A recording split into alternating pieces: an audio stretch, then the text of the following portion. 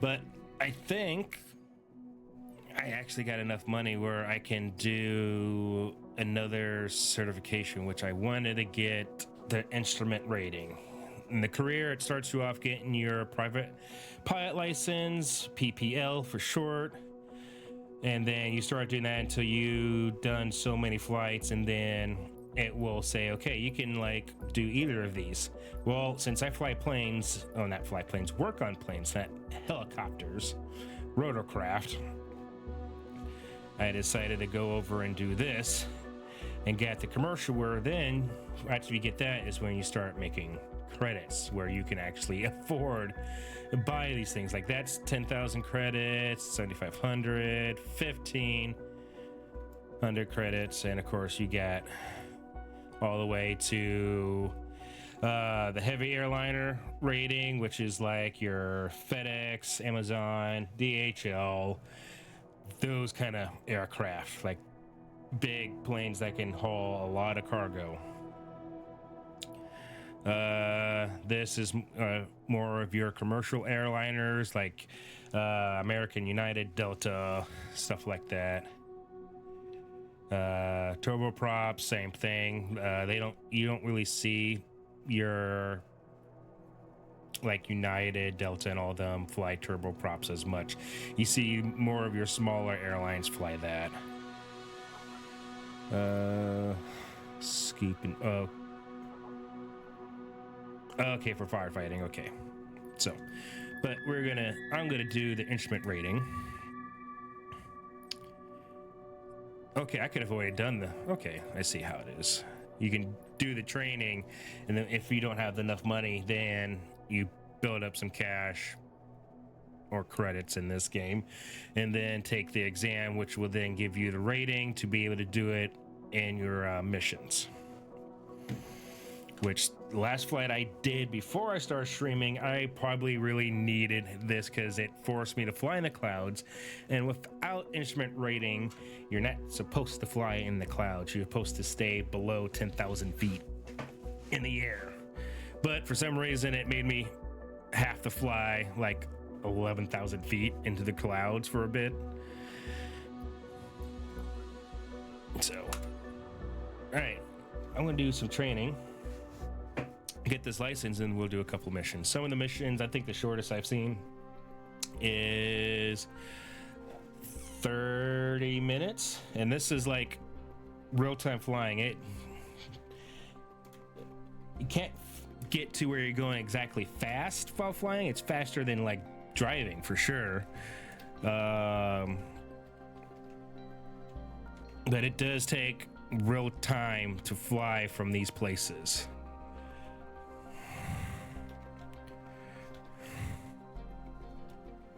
Changing the tide a little quick.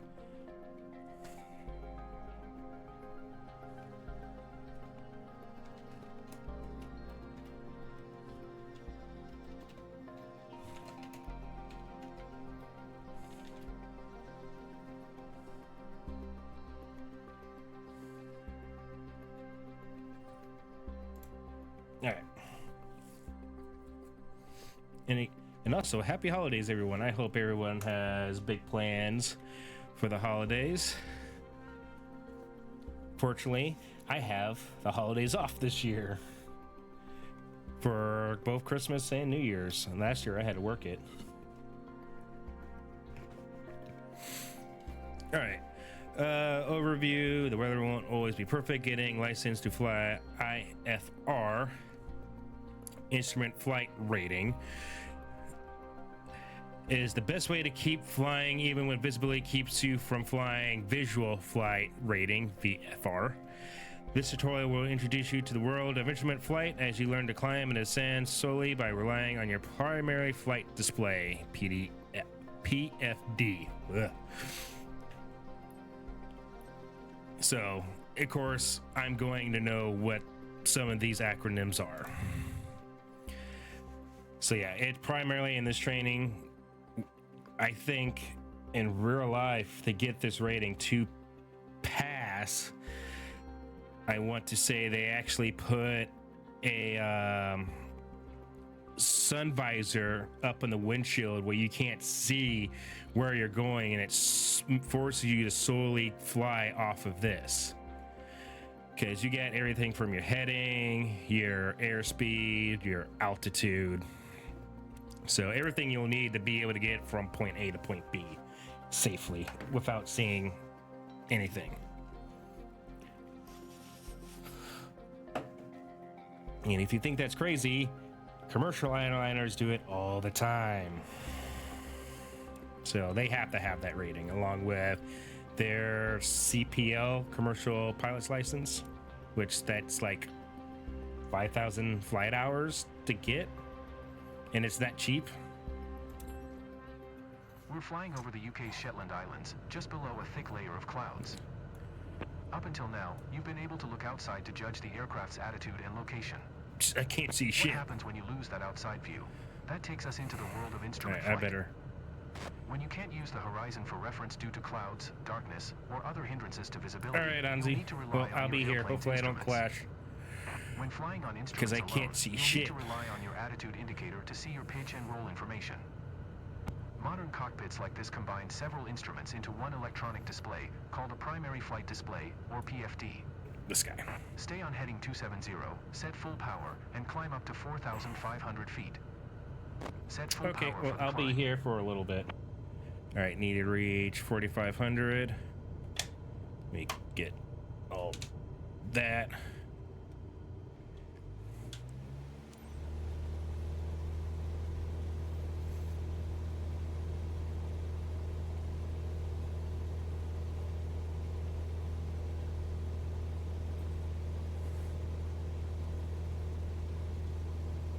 So yeah, we get all of our flight information, our engine, as well as a little GPS map.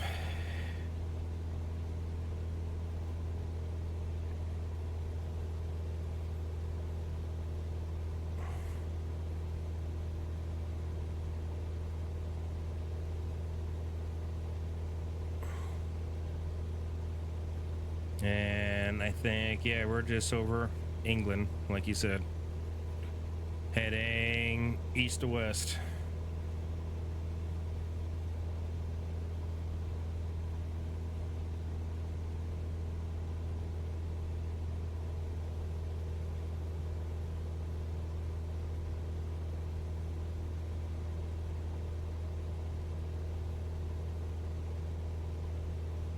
We're climbing up into the cloud layer. Notice how you're starting to lose your outside view. Instead of looking out the I canopy, lost it focus your before. attention on the cockpit instruments. You can maintain wings level using the attitude indicator. Continue climbing to 4,500 feet.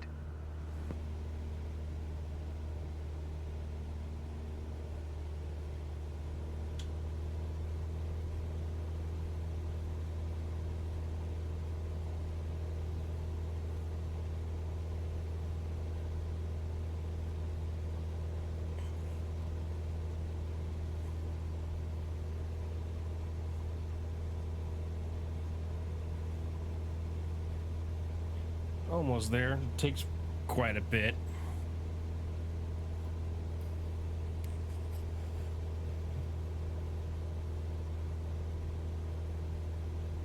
All right, let's start slowing our ascension rate.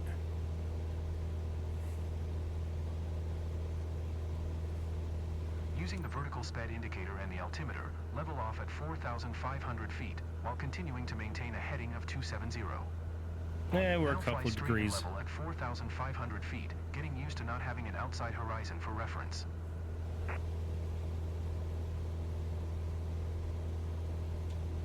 All right, I don't need to be going that fast. We'll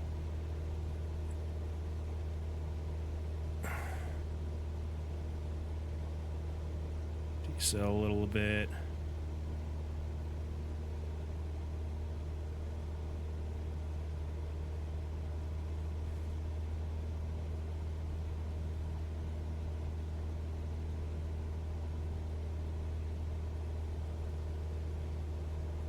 Okay, now keep us on this heading and take us down to 4,000 feet.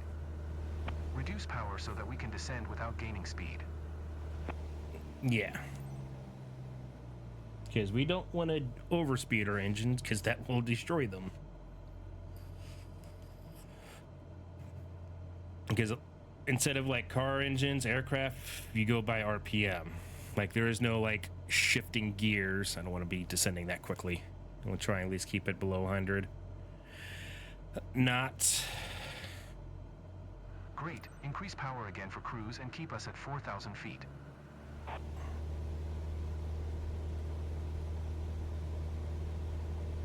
Need to bring us up.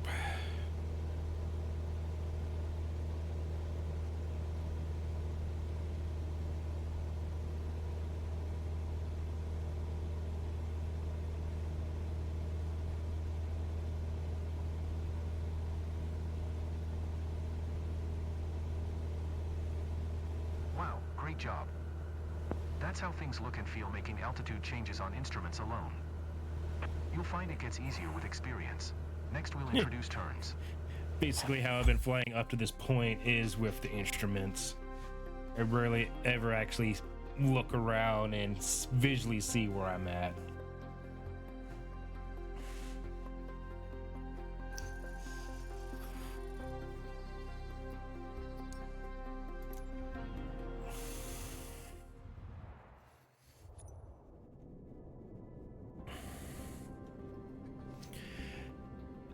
Oh, turning, okay. Yeah, in this tutorial will teach you how to change directions when you cannot rely on any external references. In this lesson, you'll be introduced to multiple key elements of the G1000 primary flight display, performing some 20-degree turns while following different headings, maintaining an altitude of 4,000 feet. Okay.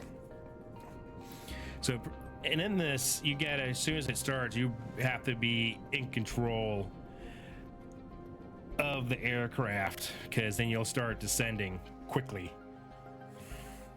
So whatever it is at when you start, you want to try and maintain it unless they tell you otherwise. Now that you've tried some climbs and descents, we'll introduce turning. Throughout this lesson, maintain your current altitude of 4,000 feet. Our heading is the direction our nose is pointing, measured in degrees. The main electronic display in front of you is the primary flight display, or PFD. At the bottom center of the PFD, we see the horizontal situation indicator, or the HSI. The HSI shows us the direction our nose is pointing, called our heading. Headings are measured in degrees, with east being 090, south 180, west 270, and north 360. Currently we're heading west. That's 270 degrees. When turning, we want to aim for a bank angle of around 20 degrees. Along the top of the attitude indicator are white lines. Point is Each line represents 10 270. degrees. Normally we use about 20 degrees of bank, which is the second white line. Let's try it out. Make a turn to the left onto heading 180, using 20 degrees of bank. All right, bank left, going 20 degrees. And I have to maintain 4,000 feet altitude. Keep turning until heading south, at which point, smoothly roll back to wings level.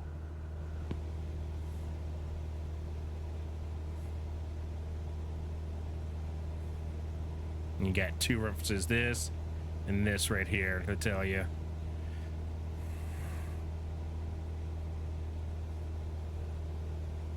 That's it. Stop turning there and you'll be heading due south. Heading 180. That's it. Stop turning there and you'll be heading due south. Heading 180. Great. Now try and maintain this heading for a short while. You missed our target heading. I know I missed the target heading.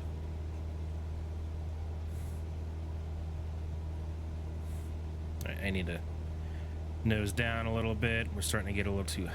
Now make a turn to the right onto a heading of 350. Okay, 350. Bank right.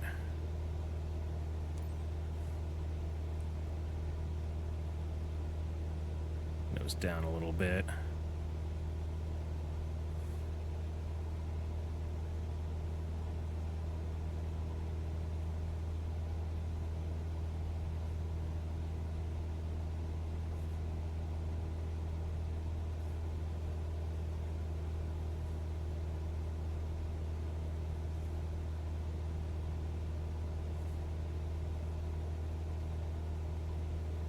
start coming out of the bank.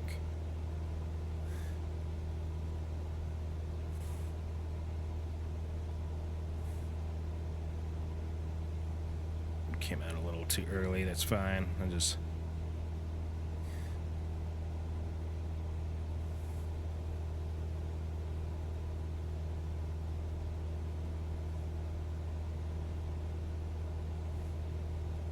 Now smoothly roll wings level onto a heading of 350.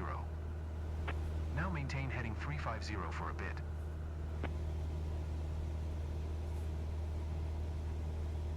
Did better on that one.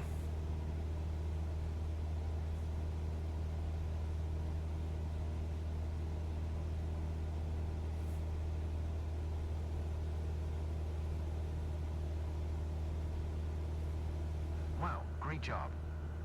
So that's how we make turns using just the instruments. Next we'll look at how to handle speed changes. All right.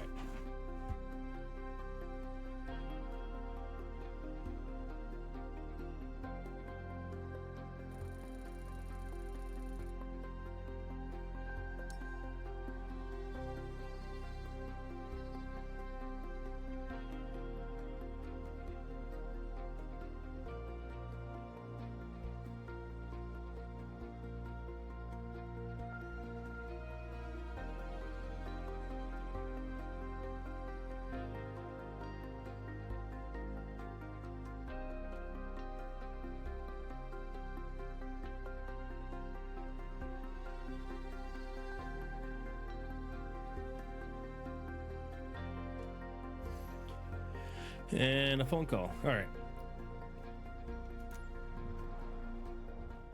Yeah, just playing this for a little bit, it's actually gotten me used to my joystick. All right, I'll be right back. I'm gonna get something for the girlfriend, and then we'll continue this training. And yeah, all right, we'll be right back.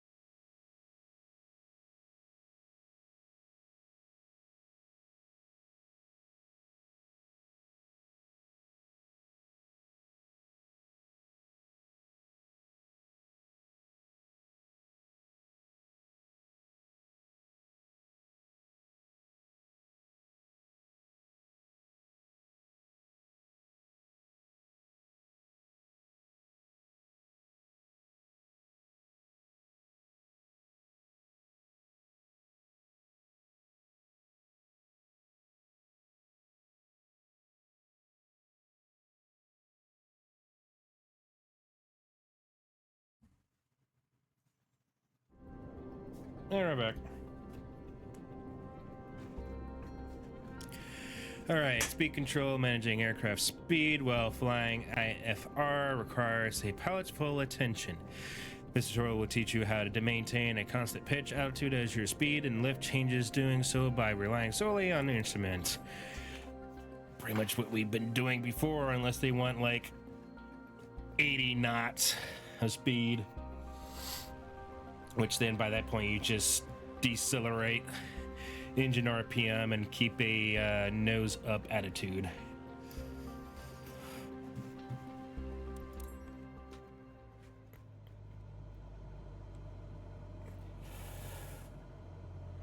We're cruising at 100 knots, maintaining our heading and altitude.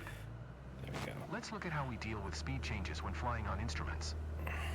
When slowing down, the wings produce less lift. To counter this, you'll need to progressively raise the nose in order to maintain Kitty altitude. woke up from her nap.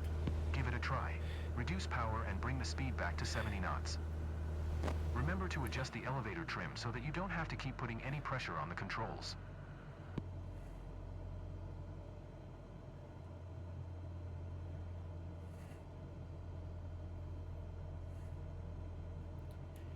He's talking about this guy. Try to maintain 4,000 feet altitude. Working on it, dude. Yeah, in the training, this stays rock solid, but You need to be able to control altitude while adjusting speed.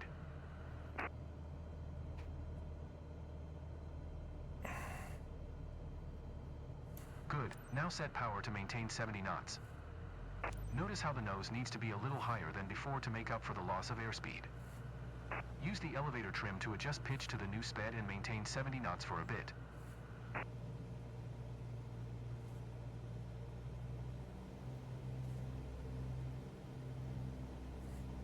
Keep us steady on heading 350. so now he tells me, You wandered off the heading. no shit, Sherlock. Great, now increase power to get your speed back up to 100 knots.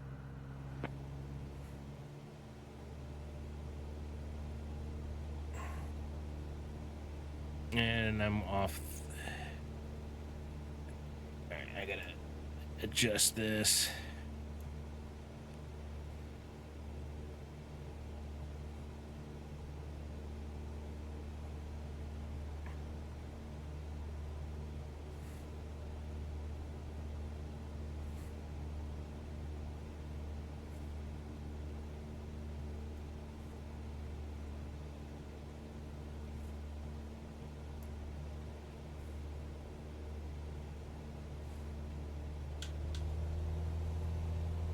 If as I put it to full power.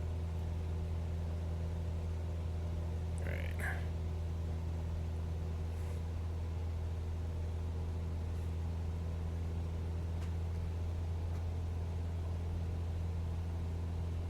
As we speed up, notice how you need to trim nose down to avoid climbing. Try to maintain 4,000 feet altitude. That's it. Now stabilize at 100 knots. You need to be able to control altitude while adjusting speed.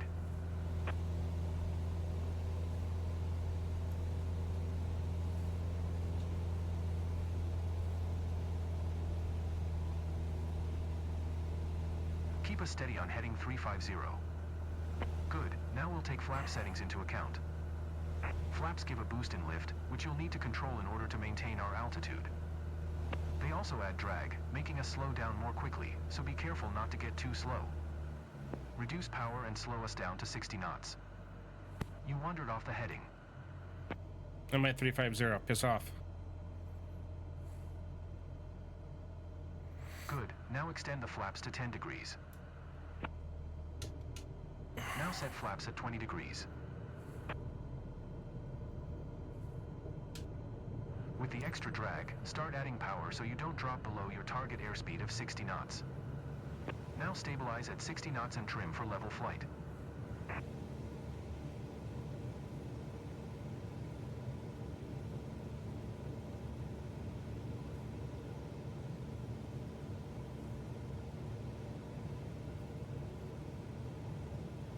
Wow, great job.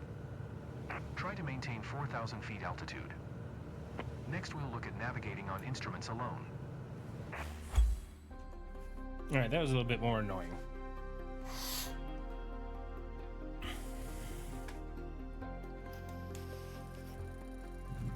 But still did good. All right. I'm gonna let the putty cat out of the room so she can do whatever she gotta do.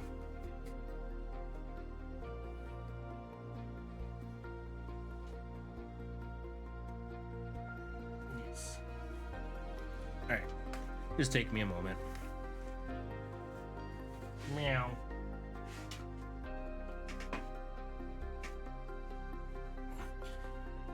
At least pick her up a little bit and give her some head scratches.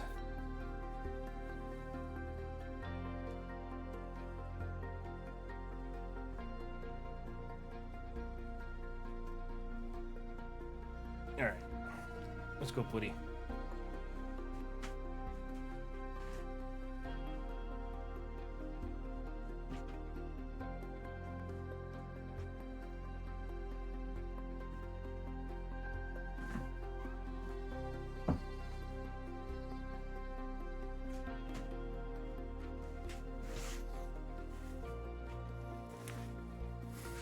Gave her a few head scratches.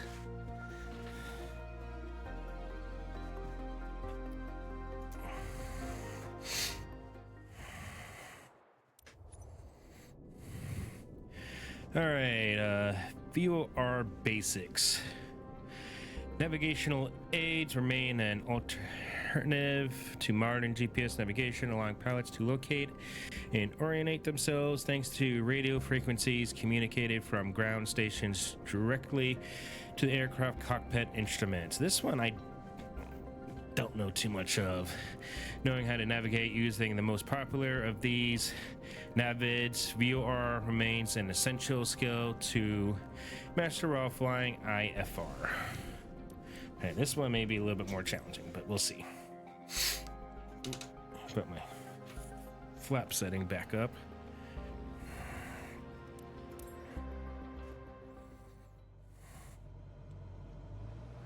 Now that you have the basics of flying the aircraft on instruments, let's look at navigation. There is a worldwide network of radio beacons that pilots use to find their way when flying IFR. The most common beacon is the VOR. I've tuned the Sunberg VOR into your NAV radio, which we're going to fly toward. To get there, we'll use the course deviation indicator, CDI. That's the green arrow and bar on the HSI. I've set the CDI for a course of 170. That means we want to arrive at the VOR on a heading of 170. The CDI shows us if we are on our selected course. If the bar is to the left of center, we need to fly to the left to recapture our course. The bar is currently over to the right, so keep flying on this heading and wait for the CDI bar to start moving towards the middle. Okay, so it's talking about this bar right here meeting up with this.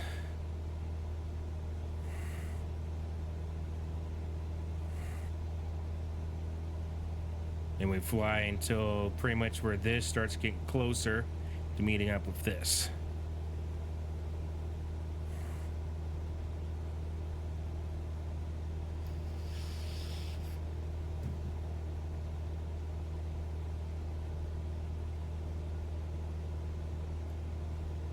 I'm actually gonna set trim.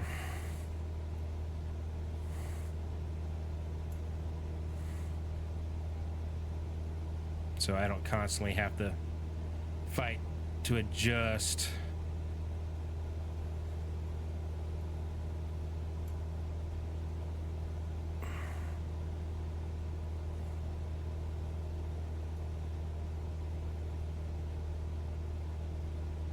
Nope, too high, too high.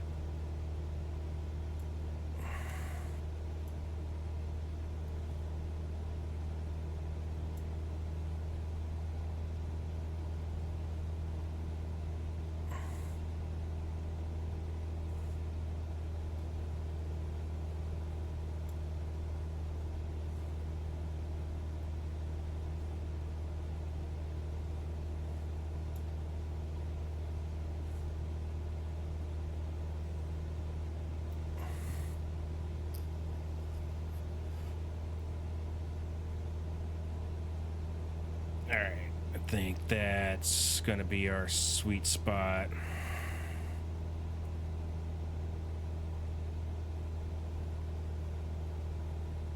Here it comes. Now make a left turn onto heading 170.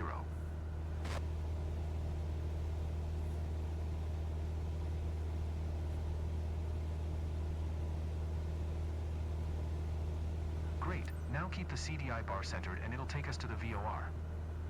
We're getting close to the VOR now. The CDI indications might become erratic or disappear when reaching a VOR, but this is normal. It took too long though. Keep flying straight ahead on heading 170 for a couple miles.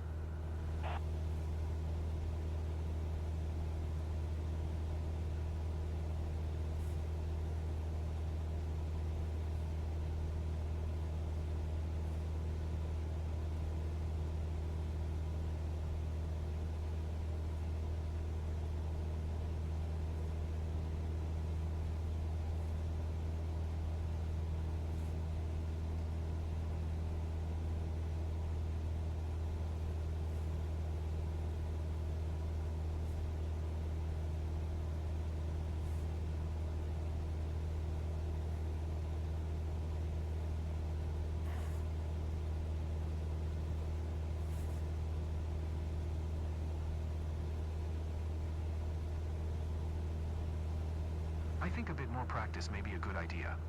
Yeah, I was a little sloppy, but that wasn't what I thought it was gonna have us do.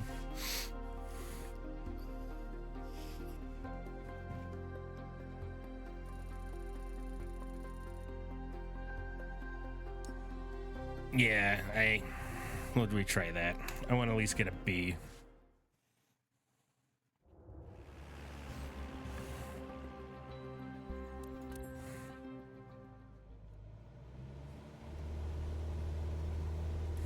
Now that you have the basics of flying the aircraft on instruments, let's look at navigation.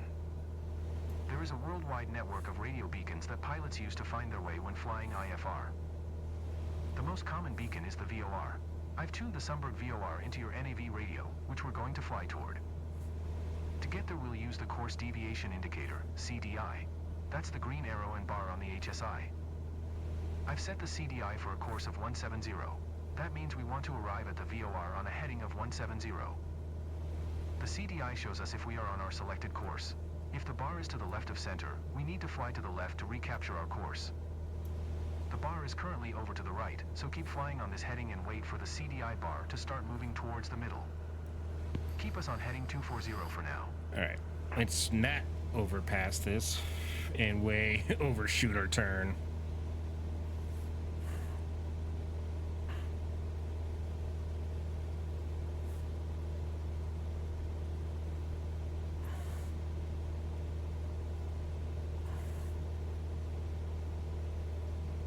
Alright, we're keeping our steady altitude, speed's okay.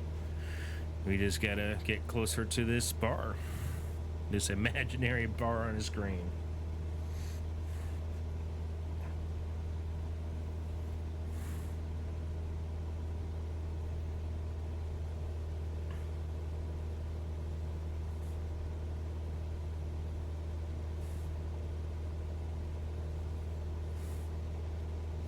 Yep, can't see shit out of this thing.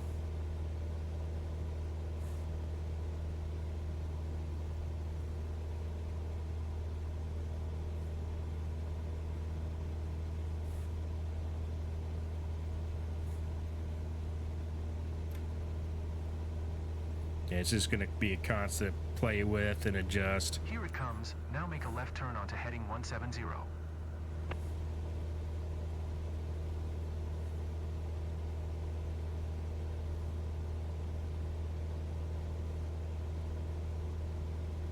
Great. Now keep the CDI bar centered and it'll take us to the VOR.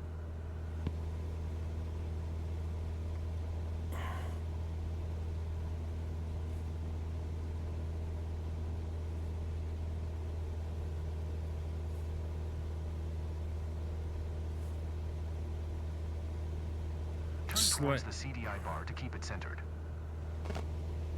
You needed to keep the green CDI bar in the middle. No shit, Sherlock. I'm trying that. We're getting close to the VOR now. The CDI indications might become erratic or disappear when reaching a VOR, but this is normal. Keep flying straight ahead on heading 170 for a couple miles.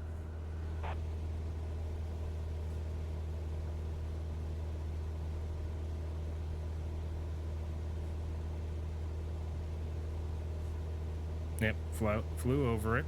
Like I said, disappears. Then reappears.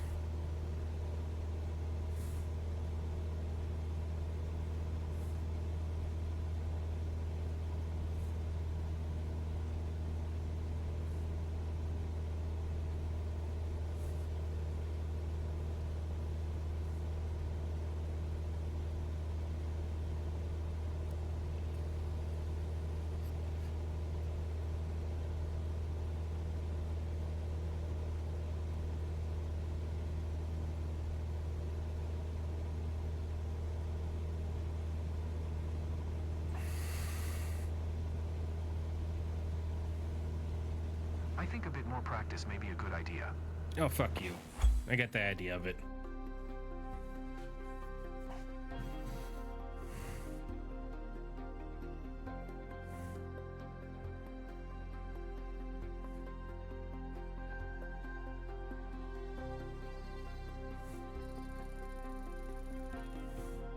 Oh, really? I did worse on that attempt? I find that hard to believe.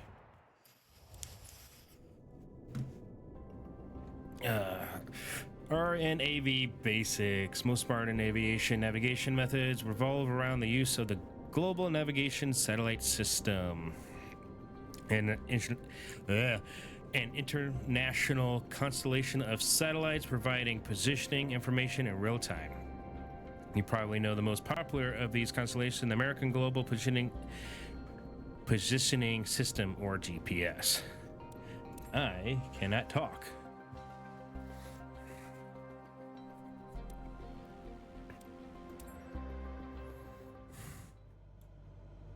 The VOR system is a classic for navigating via instruments, but modern technology has opened the door for new navigation tools. Our flight plan is made of multiple GPS waypoints. We can use those to guide us when we can't count on visibility. For this lesson, we're going to follow a similar trajectory as in the VOR tutorial, flying over Sumburg Airport while maintaining an altitude of 4,000 feet. The system looks very similar to the VOR on the avionics. We'll use the CDI. Come on, I want 2.2. Shut up and take my money! Looking at our flight plan, we can see that we're supposed to arrive at the waypoint on a heading of 170.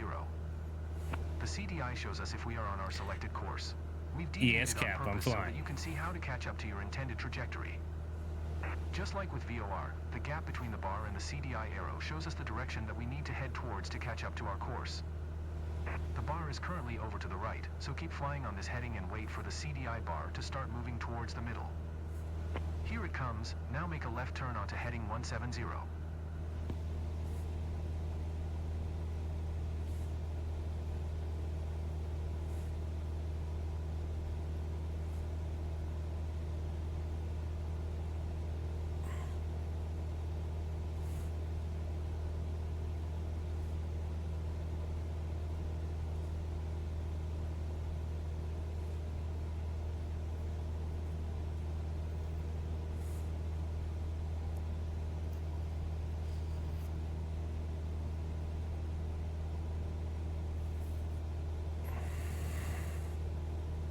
Get a bit closer before I finish the turn. Because, yeah, this line is also represented by these boxes.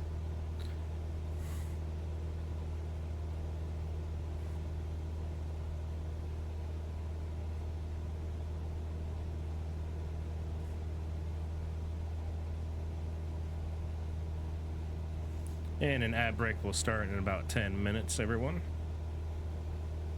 All right.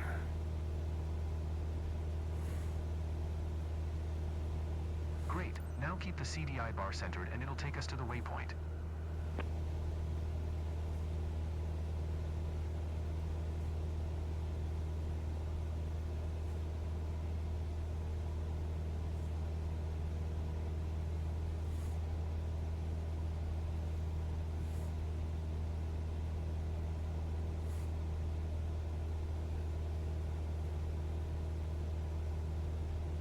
I'm doing much better in this round. But I also have a actual representation of where it's at other than this line, because that line will creep up on you quickly.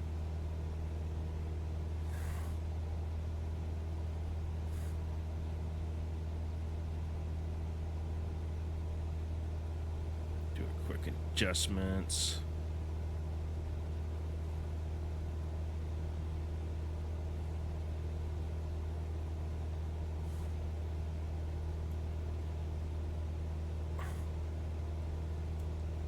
I could also put in everything right there, and it will keep that heading for the autopilot. Be lazy.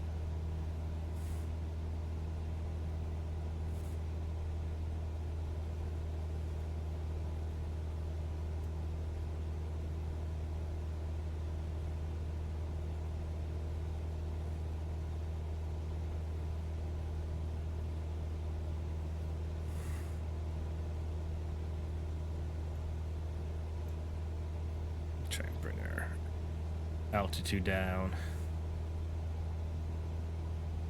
All right, go watch more anime and cry in a corner.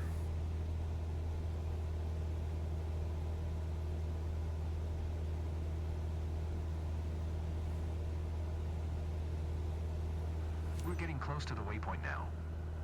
The CDI indications might become erratic or disappear when reaching a GPS waypoint, but this is normal.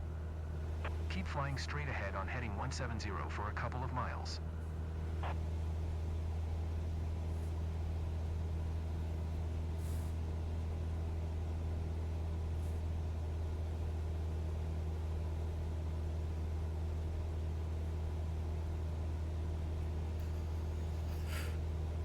Oh, you did that with an anime called The Detective's Already Dead. Interesting title.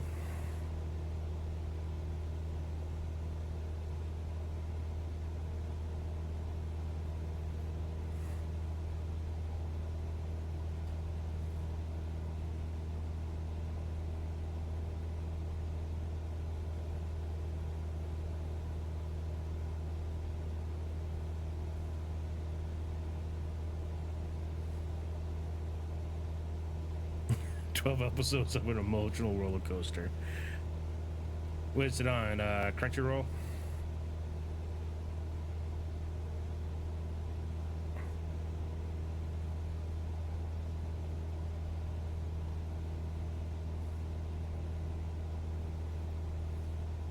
I think a bit more practice may be a good idea. What do you mean? If it's on the roll. What are you saying? I need more practice.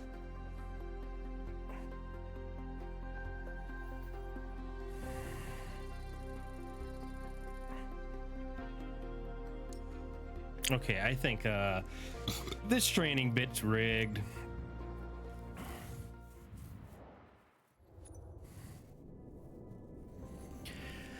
ILS approach, instrument landing system. Get us back down to Earth with the assistance of the most common type of instrumental landing aid and used today, the instrument landing system. How would I know that?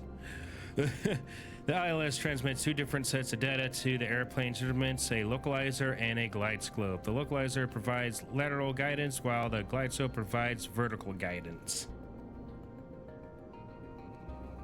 Ah, I guess it's good enough then if it's getting a second season.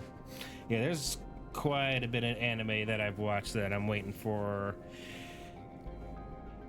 a new season to come out or wait for the rest of a season to come out. And I'd say there's a lot of them.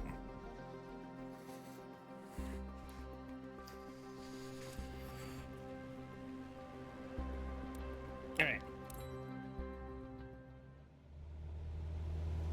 So now you've got the basics of flying on instruments. Now we need to get back on the ground. The most common landing aid is the Instrument Landing System, or ILS for short. An ILS uses two directional radio signals, one for lateral guidance called a localizer and the other for vertical guidance called the glide slope. The localizer provides lateral guidance, which directs you onto the runway centerline. The glide slope provides the intended descent angle onto the runway. The localizer is displayed with the CDI, much like in the VOR lesson. Keep flying on a heading of 210 at 1,500 feet and we'll watch for the localizer to come alive. Okay. The localizer is moving now. Make a gentle turn to the right, intercepting the localizer and keeping the CDI in the middle.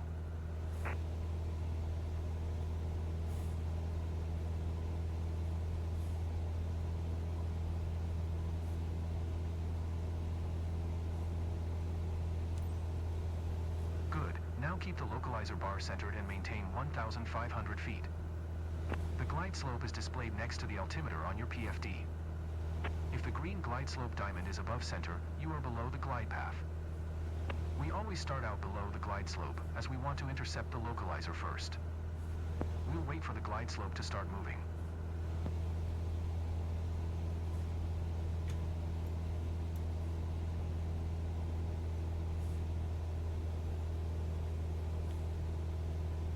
You can see the lights for the glide slope right there. Slope. Maintain 1,500 feet until it almost reaches the center.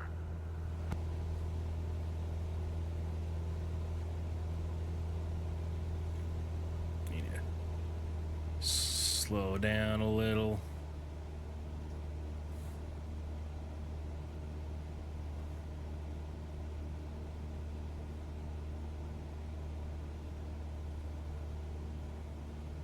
Oops.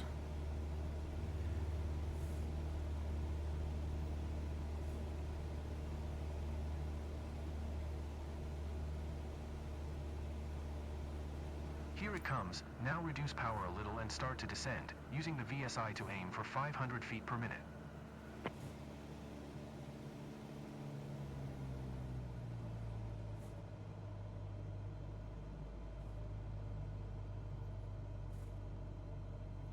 Yeah, I'm way off course. Keep both the localizer and glide slope indications centered all the way down to the ground. Reduce speed and set flaps as needed as you make your way down the ILS. Yeah, the glide slope will represent by a visual aid of 2 white and 2 red. If you see either of those, you're pretty much where you need to be.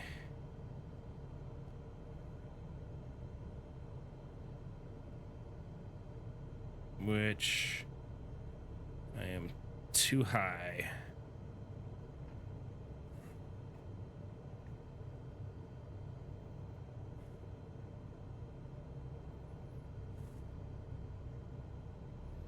Or too low, one of the two. You didn't follow the glide slope accurately enough. The glide slope is starting to drift away from center. Oh shit. Okay, yeah, I was descending too fast.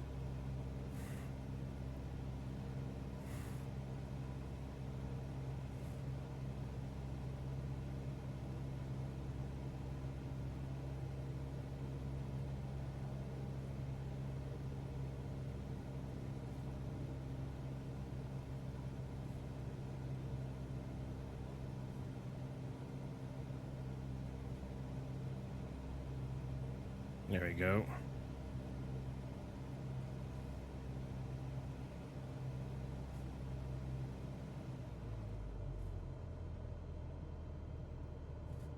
We're approaching the runway.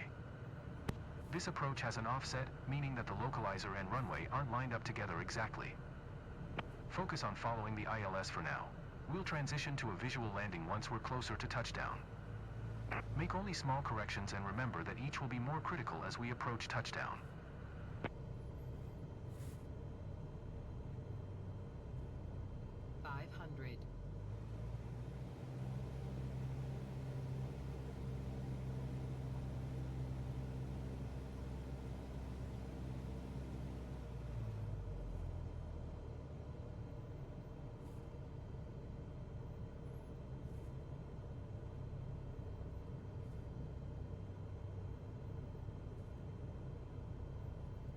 So far, so good.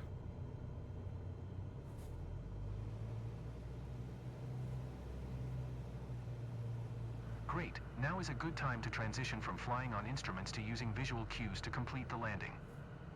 Get us down onto the runway and then come to a smooth stop.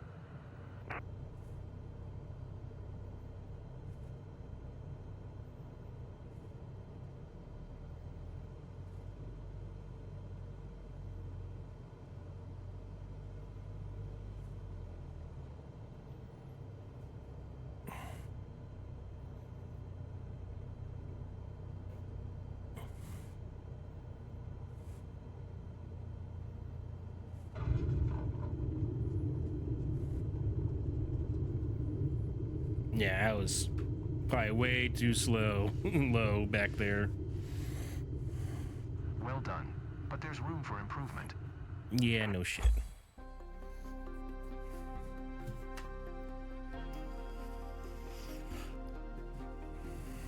Oh, I got a B on that one at least.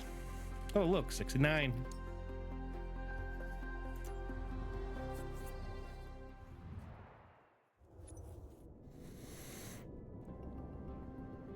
All right, now this is the test before you do the certification.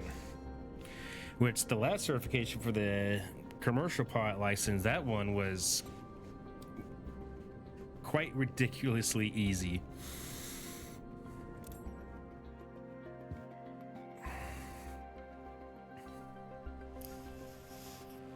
All right.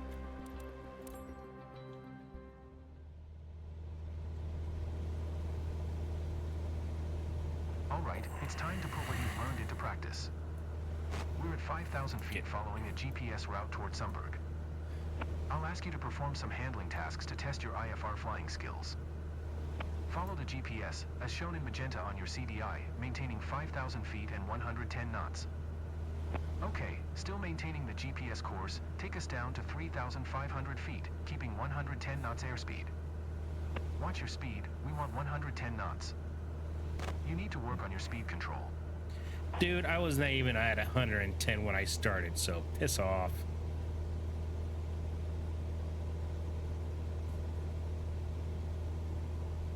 Okay.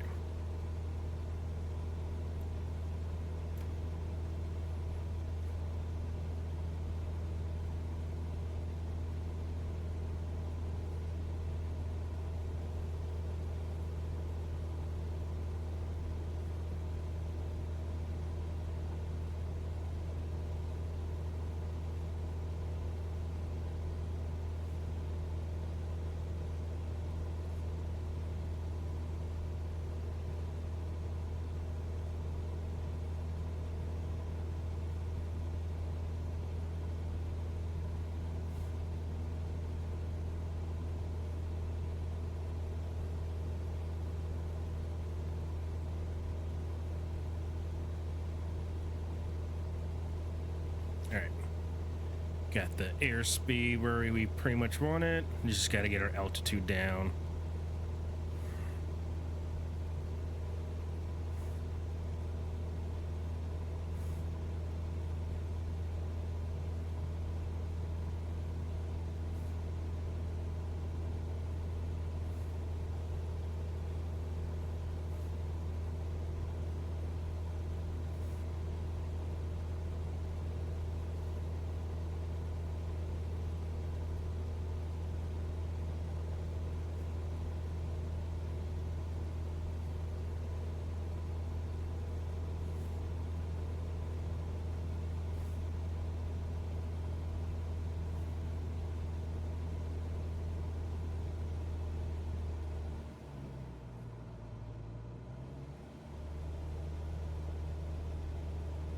Trying to find that sweet spot so I can have a faster descension and keep it where we want it.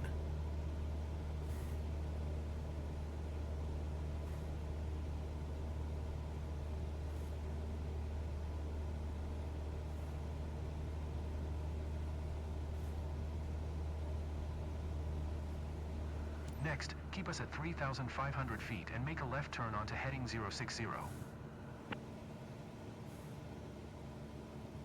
060.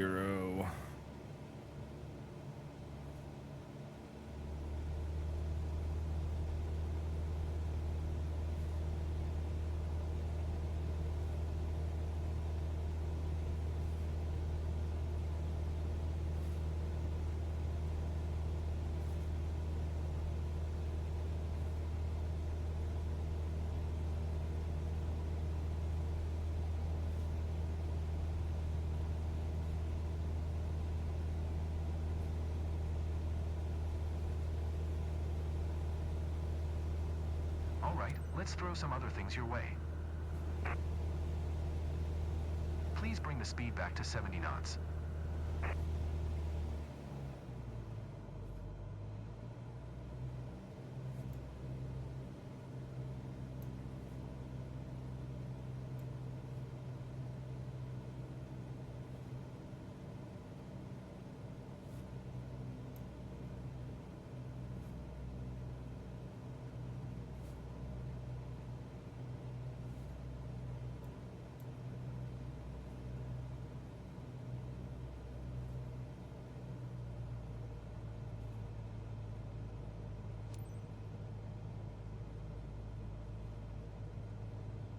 Alright, now keep us at 3,500 feet, 70 knots, and turn us to the right onto heading 225.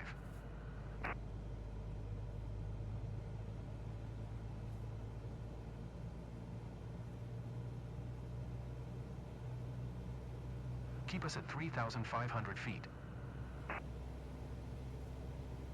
You didn't hold your altitude accurately enough. Fuck you.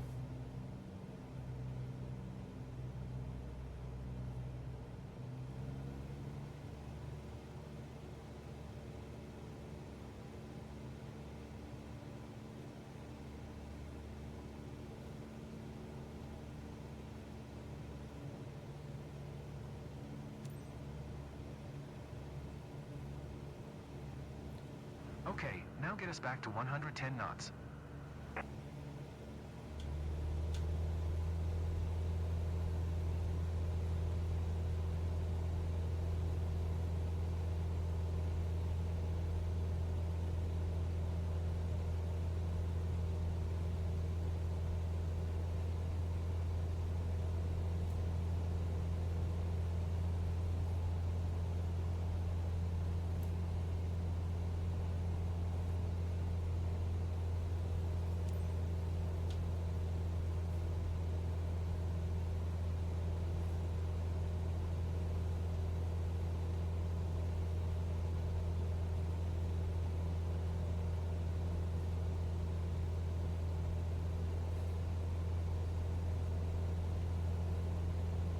Well done, but there's room for improvement.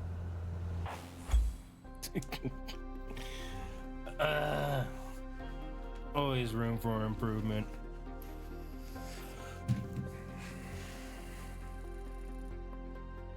Yeah, I got 100% on the level turn.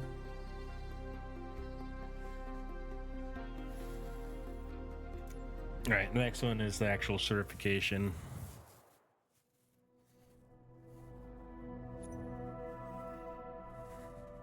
Based on your training grade, I think you'll do great. A. I got like A's on the first 3 try, then 2 C's, 2 B's. Yeah, okay.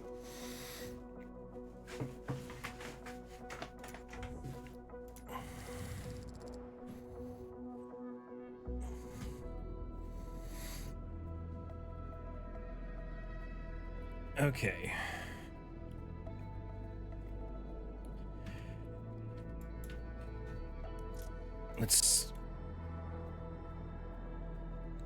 Okay, we're starting off in the air, heading this one, veering right, and then gonna be making a left to land.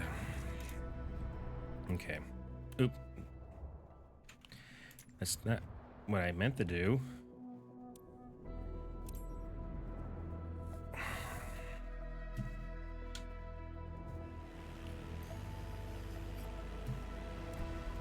I know that this weather can look daunting, but you will be able to perform your approach by relying on your aircraft's instruments, just like you did in your training.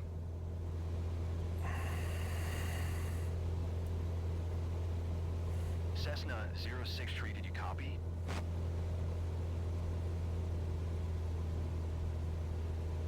All right, we need to send 2,100 feet.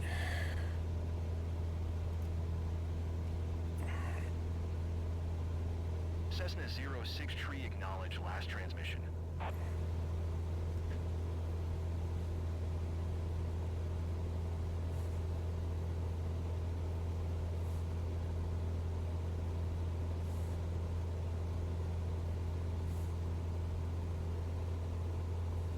Cessna 06 tree acknowledge last transmission.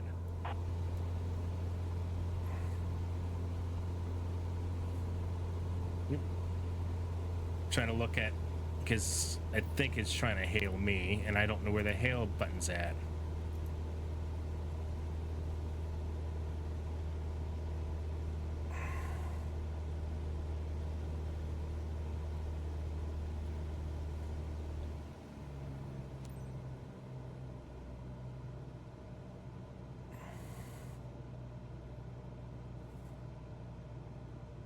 Get rid of this.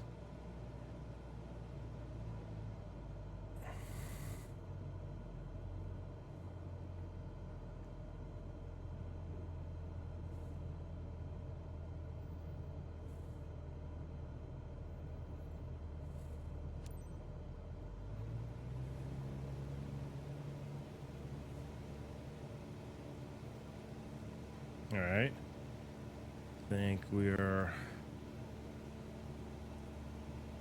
on course, bearing 335. Okay.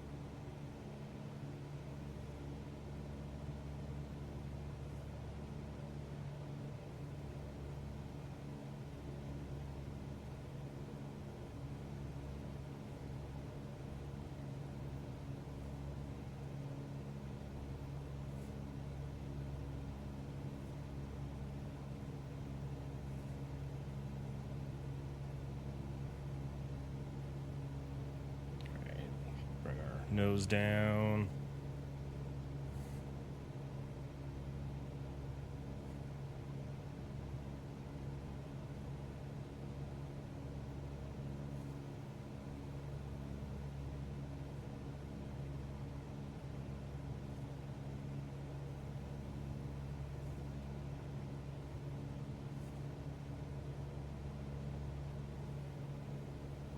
We're 2.2 nautical miles and closing to PB27I.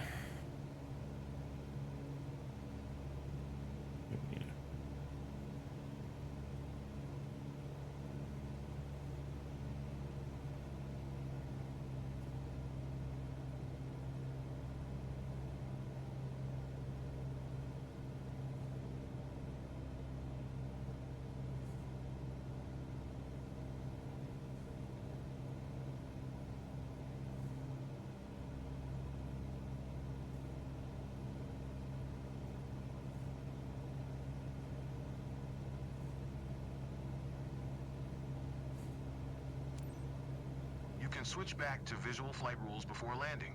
Identifying the runway lights should help you during the transition. Yeah, I can't see shit.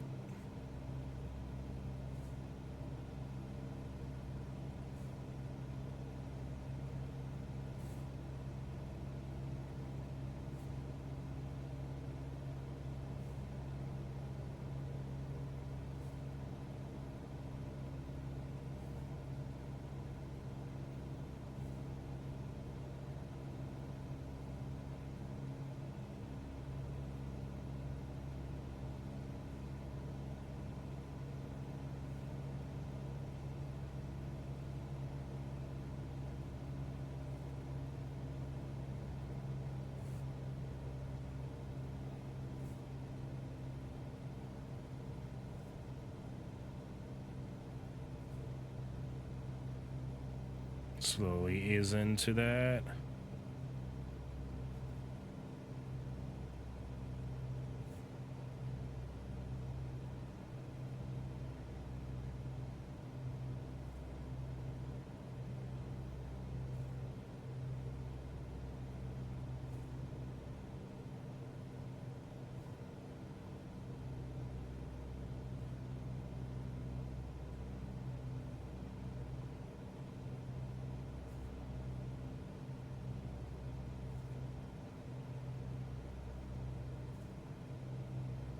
All right, and 262.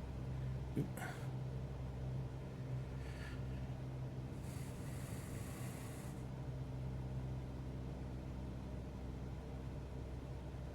All right. Doing pretty good. At least in my mind, we are.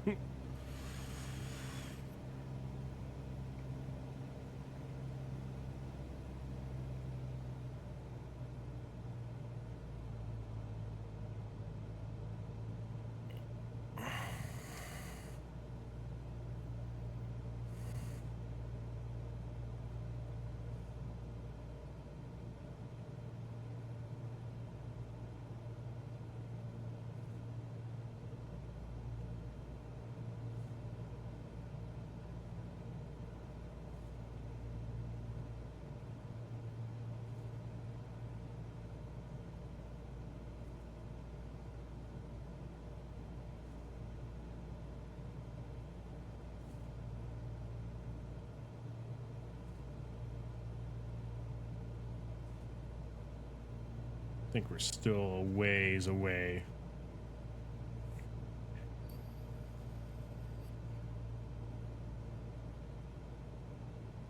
Yeah, that's bouncing around. I can't rely on that to help.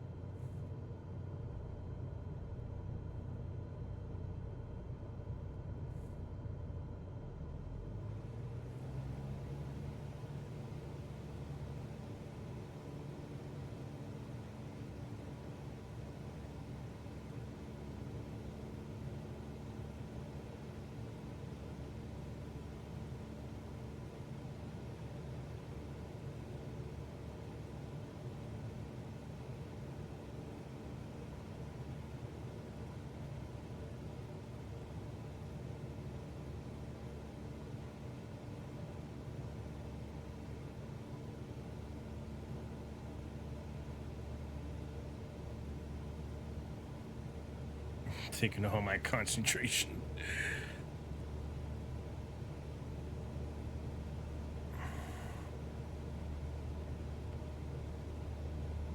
I'm constantly trying to correct the right tilt that I want to do. So if I go, it wants to naturally roll right, and I don't want that.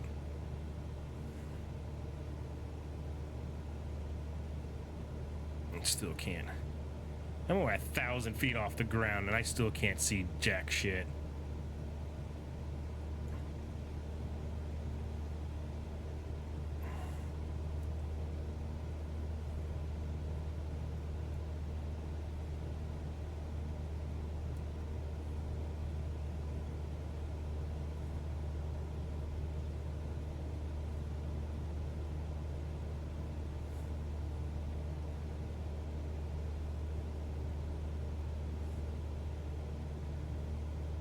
Yep, I see water. Must be a low-hanging fog. Oh, yep, I see the runway now.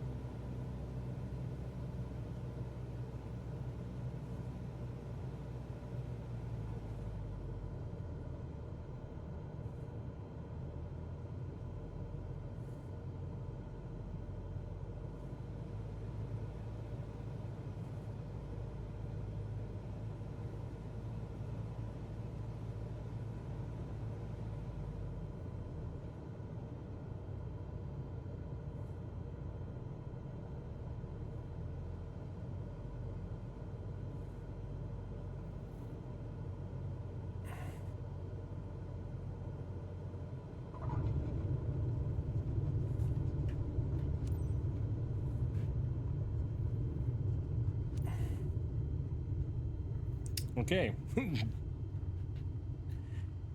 Didn't do half bad. Oop, I don't know why we came to a complete stop. Oh, probably because the parking brake's still on.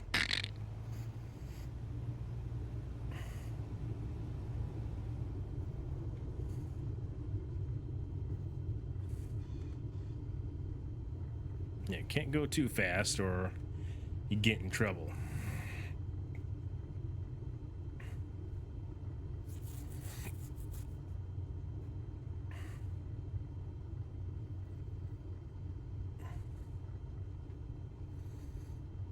What was that? Spirit Airlines.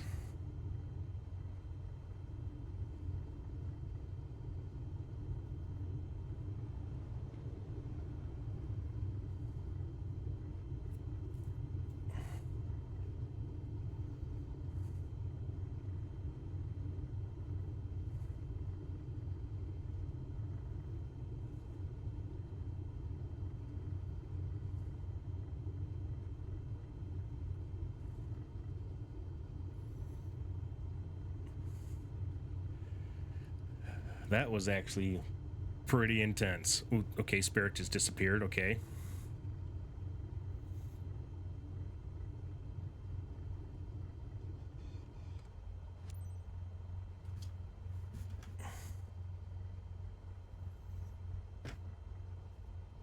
Um,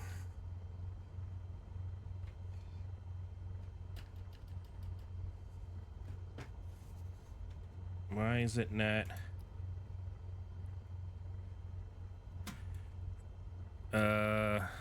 Where's the pitch?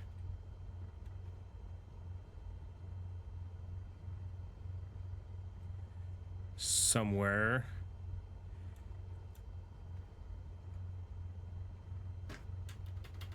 It's not allowing me to. Okay. Okay. All right. Do that.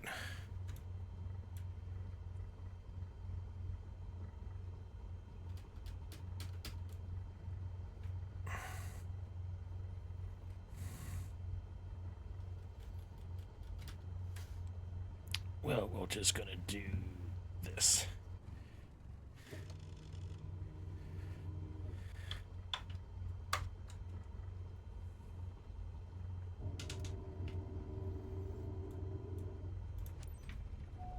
All right, there it goes. Great job. It just You takes it a passed the minute when I. test.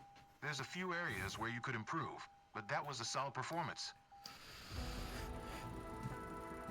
Hey, everything went perfect. I just got a high B.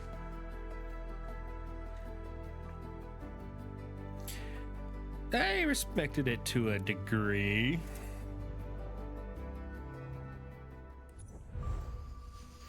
Congratulations, Certification Instrument Rating Pass allows you to navigate when you cannot fly using visual references. You will no longer be grounded by cloudy, rainy, snowy, or poor visibility conditions. I would not fly if it's snowy. I taxi planes for my work, and I hate taxiing when it's snowing or when there's ice on the taxiways. Absolutely hate it. It is terrifying. All right, that took just an hour and 40 minutes to do them all, and I had to I redid one of them. Just I wanted to, and I felt like I did worse. Well, it said I did worse, but I thought I did better. Cargo transport light.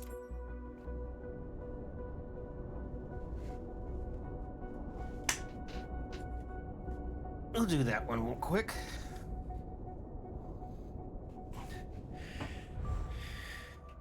Live missions unlocked. Congratulations, we're real weather conditions live. Fuck. You now have access to real condition missions. These allow you to scroll back up to 24 hours to fly in real-world weather conditions over the past day. Well, we'll keep it to current times. Because, yeah, last place I flew to was from... next, please. Okay, cool. You scroll to adjust the slider left and right to see what career missions are available at different times of day.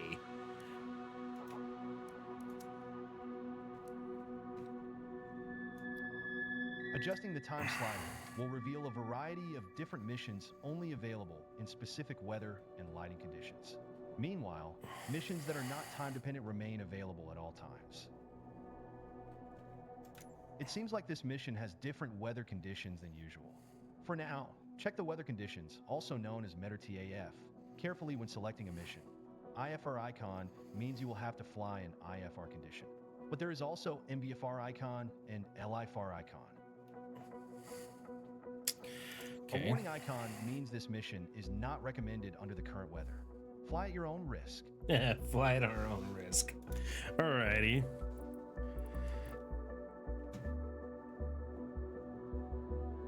So let's see. It's 10:28 my time.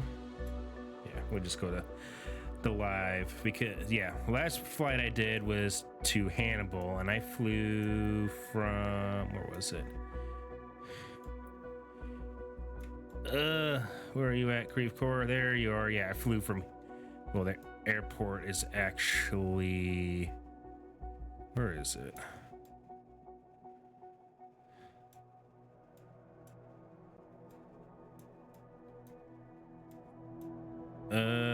No, that's not the airport. Where's the airport? No, that's Arrowhead. Well, somewhere in Creve Coeur, there's an airport. That's where I kind of made like my right here. I just had to go up north. Yeah, this is like my quote unquote home. Although I technically work here. But there's nothing there, I think. Okay, I can fast travel there, but there's no missions out of there. But yes, I live in the outlining of St. Louis City. This is where I live in IRL. But all right,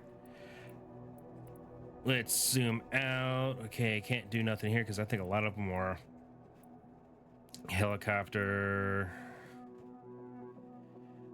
Not available. Okay, I need to do a. Oh, this is for the banner. Okay, that's you need a special thing for that.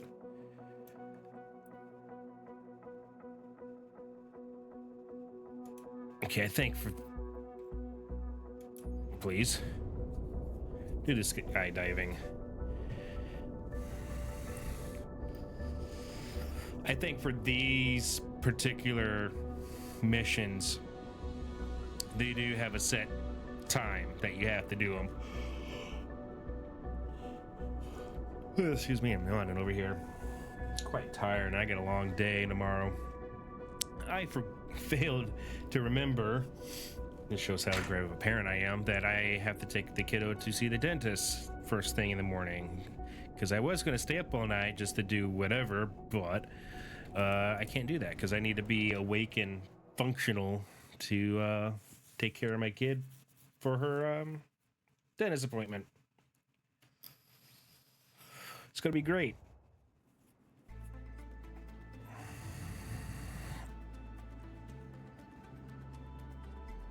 Finish as fast as possible. Keep stable during jump, land smoothly, drop with precision. Yeah, that may not happen, but we will give it a shot. As long as I land and don't crash the plane, I say it's a win.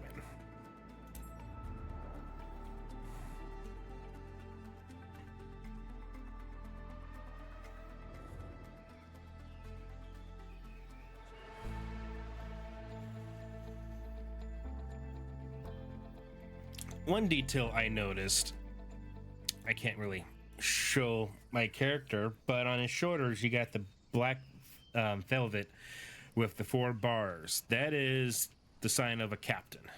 First officer, the co-pilot, they'll have 2 to 3 bars. And one thing I found nice compared to this one to the last flight simulator, it'll actually have you remove all the covers from the plane.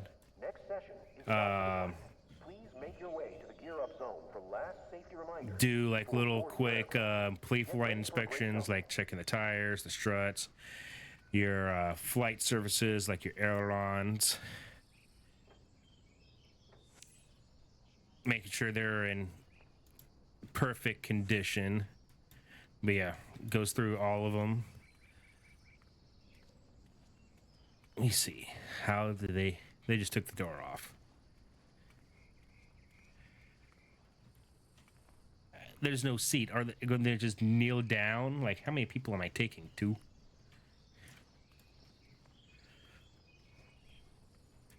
It's like 1 or 2 people are going to be flying in this shit.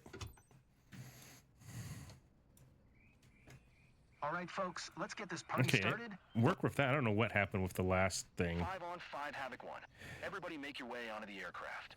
Same exit order we discussed back at the clubhouse, okay? Oh, I'm taking 3 people. Okay.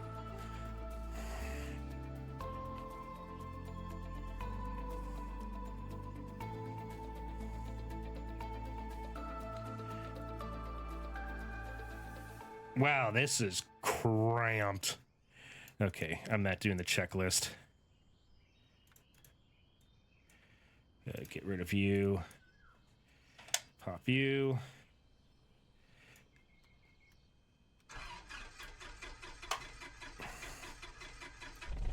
Pilot, let's give a round of applause to our 2 candidates for this jump. Treat Yeah, them we're all extra gonna special, die. please. Let's go. All right, let's make this a jump to remember. I want to see smiles on those rock star faces when we're back here.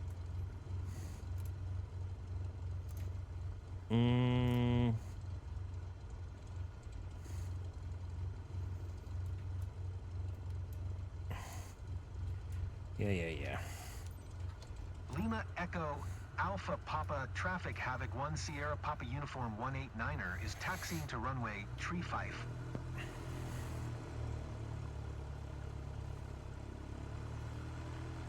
Is everyone ready to go?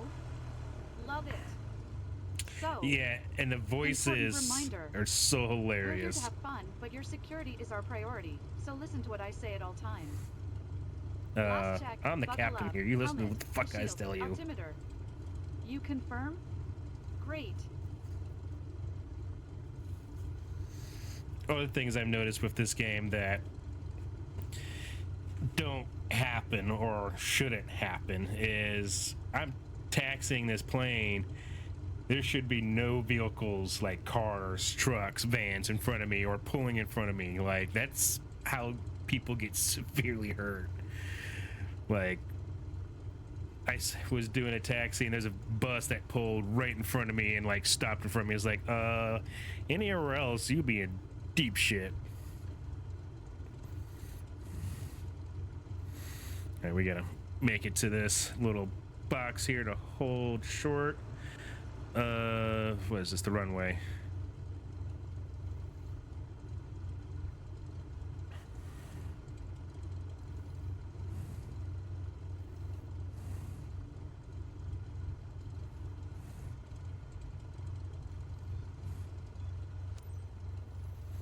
And announce that we're here. Lima Echo Alpha Papa Traffic Havoc 1 Sierra Papa Uniform 189er taking off runway Tree 5 north departure. Tree 5.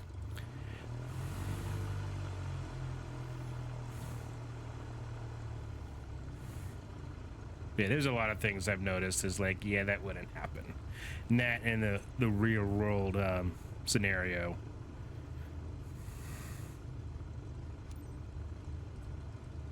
Okay, we gotta go to the end and do a 180.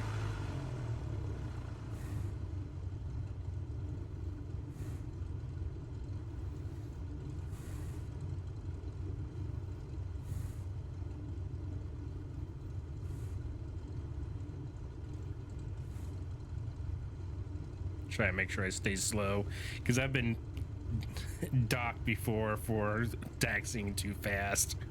It's like, no, I'm not taxiing the plane like I fucking stole it. I don't do that at my work. I would never. All right. This plane sucks at turning.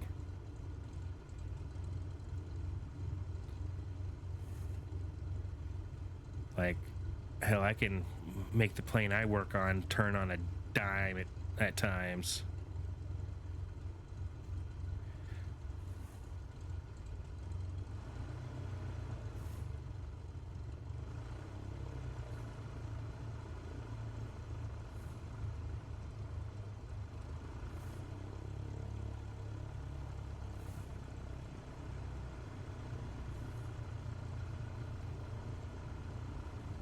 Yeah. I'm gonna hit the brakes, get the turn faster.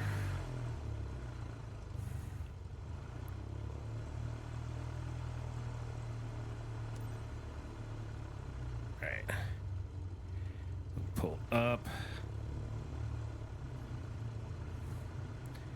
to the 2 dash lines, and then we'll take off.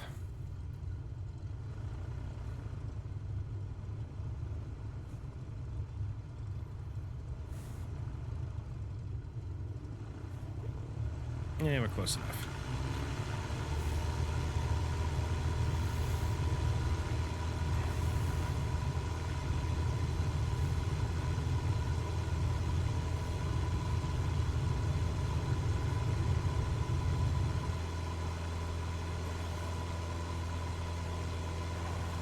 Hey, T.CHavoc 1. I've uploaded relevant data onto your map. Quick update anyway. Your drop axis today is into the wind, heading 1 degree true. Current on-site speed is 0 knots. Check your map regularly so you can adjust your flight. I'm keeping tabs and everything from my end. Time to soar now. See you in a few minutes, guys. Hey, T.CHavoc 1. I've uploaded relevant data onto your map. Quick update anyway. Your drop axis today is into the wind, heading 7 degrees true.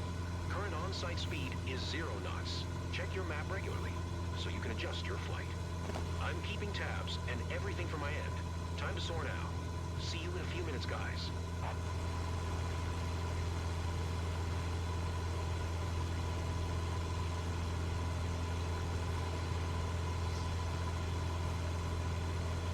All right, people. I'm your jump master. Everyone calls me TT.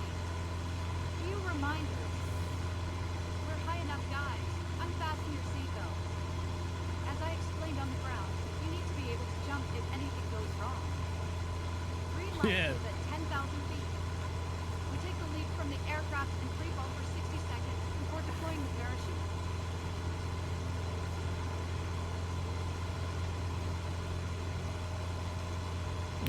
Yep. Overspeed.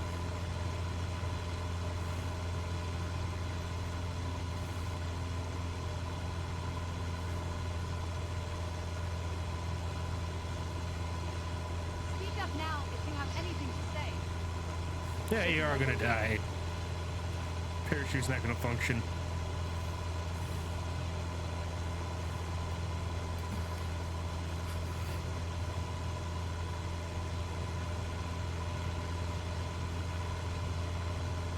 So we gotta climb 10,000 feet. That is ridiculously high up.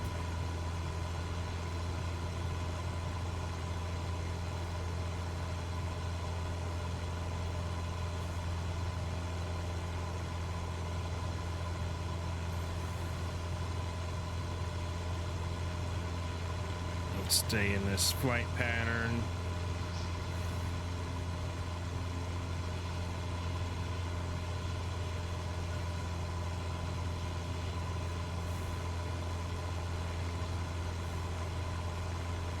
Gonna be super cold now. No, don't worry, it's not that chilly out there. Keep forgetting if I'm holding down the right mouse button, I can't move my joystick. Well, I can move it, but the plane won't react.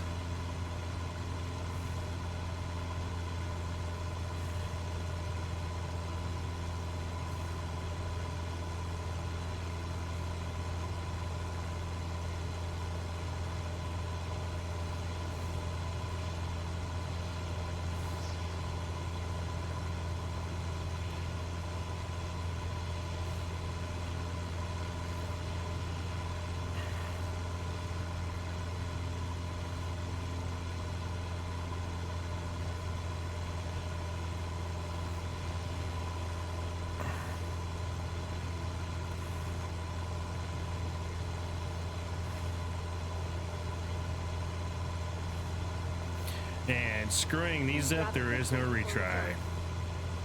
You'll have to wait until we get back down now. It's just to make sure you focus on enjoying the jump and nothing else. Okay, that's because we didn't bring any drinks.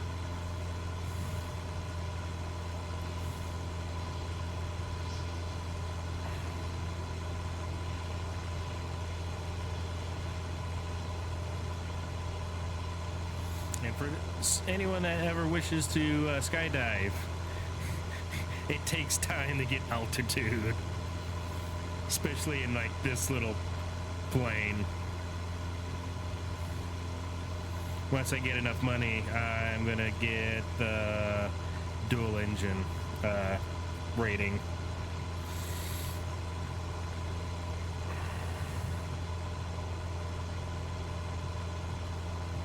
Although this is the Cessna 172 Skyhawk's the only thing I've been able to fly.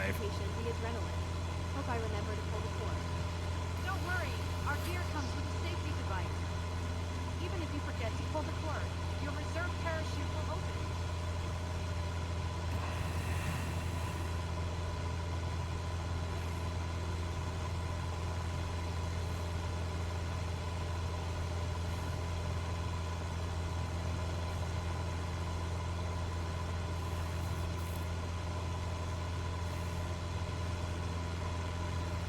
And I don't know how to turn this on,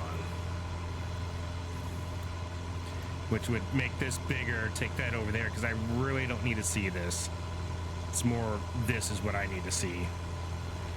Ready to roll? Let's go! I don't have a choice now. Nope. You're at the point of no return.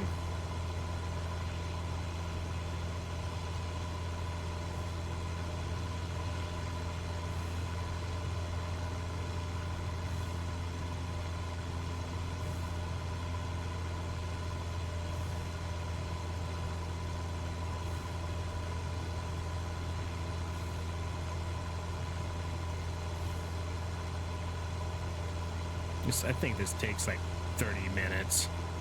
It's what I'm guessing.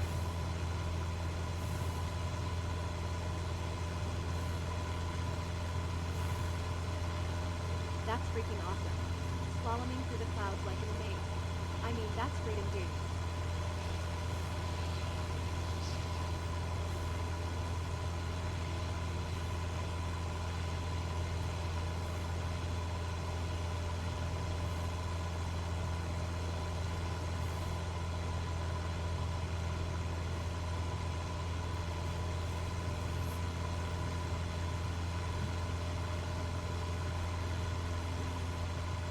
If only I could push him out.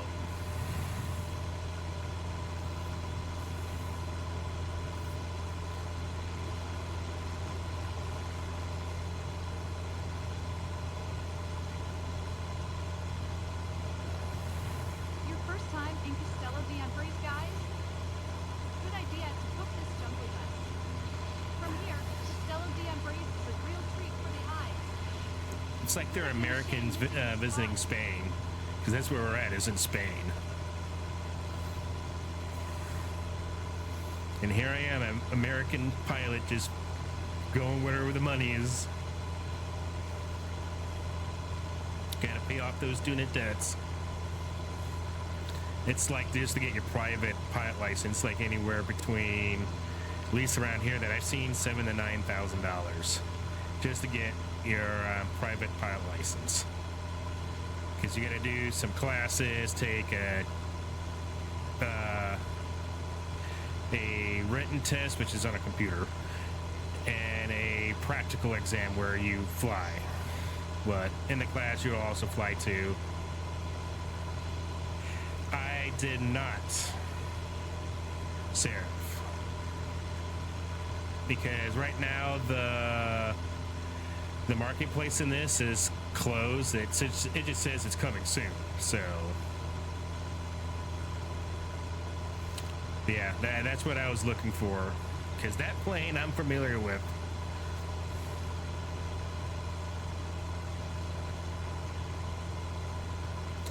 What am I playing on? I'm playing on my computer.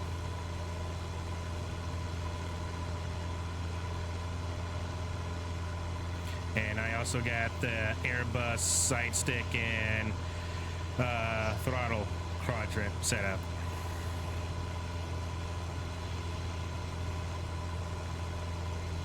Oh, really? I didn't get it through Steam. I got it through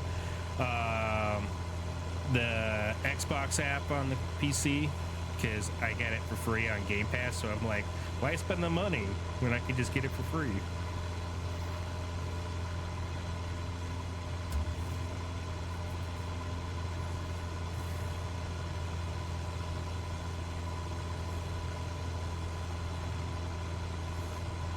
It might be on like a higher tier. Like which one did you get? Was it the standard, deluxe? There's like 4 of them. Besides just the base game.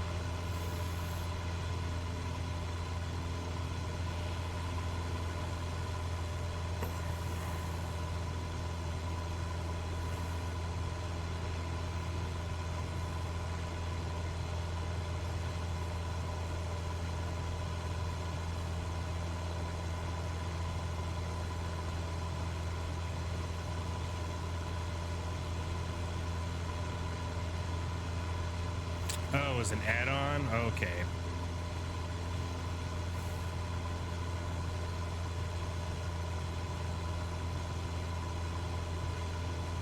Yeah, I did not have the option through the Xbox version, so I'm just going to see if they'll put it in the marketplace and I'll get it through there. Okay, it's trying to figure out how to start a 737 Max 8 was not fun trying to figure that out the other day. Even with the checklist, it just didn't make any sense. Where if it was a C or a J, it'd just be engines running lickety split.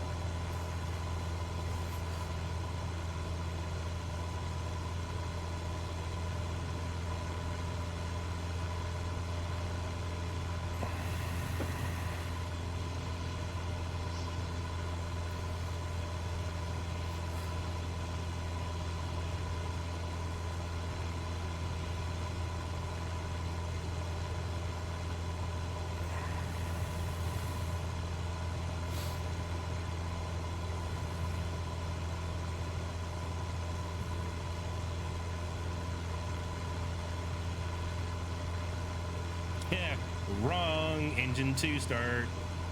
Always start with your number 2 engine.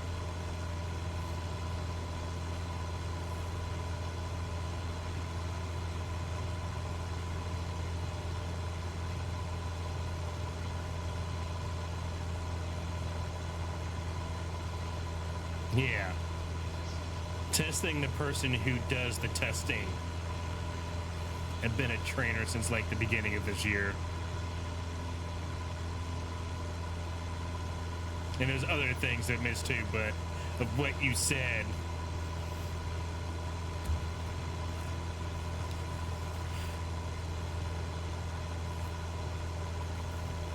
It's like there's a lot of steps that goes into starting an engine. It's actually, yeah, I think it is 50 cents for being a trainer. And it's $1.50 just be a taxier.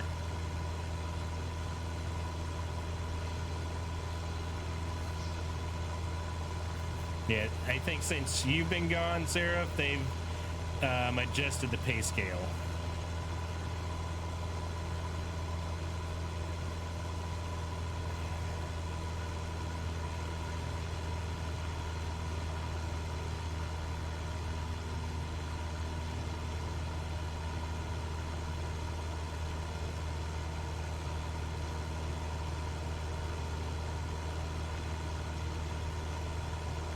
Yeah, they're always hiring like crazy.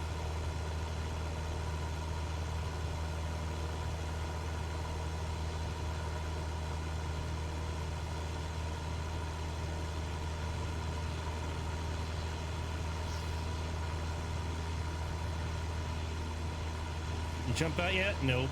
Still in here.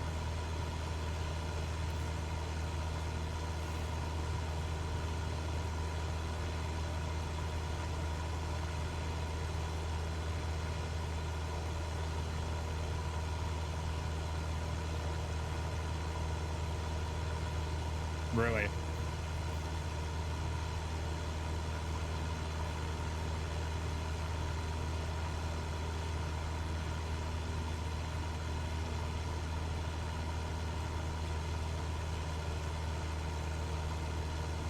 Yeah, every now and then I'll see like ads on like Facebook and such. I forget, there was somewhere else I saw it too and we busted out laughing. I think it was like, where was it? It wasn't Facebook. It was somewhere else that I wasn't expecting to see it, and all I could do was laugh.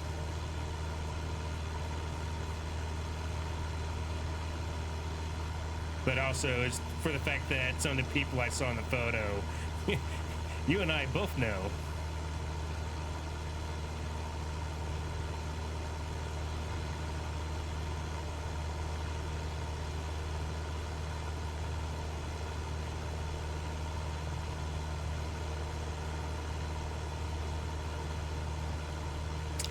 Some of them still do.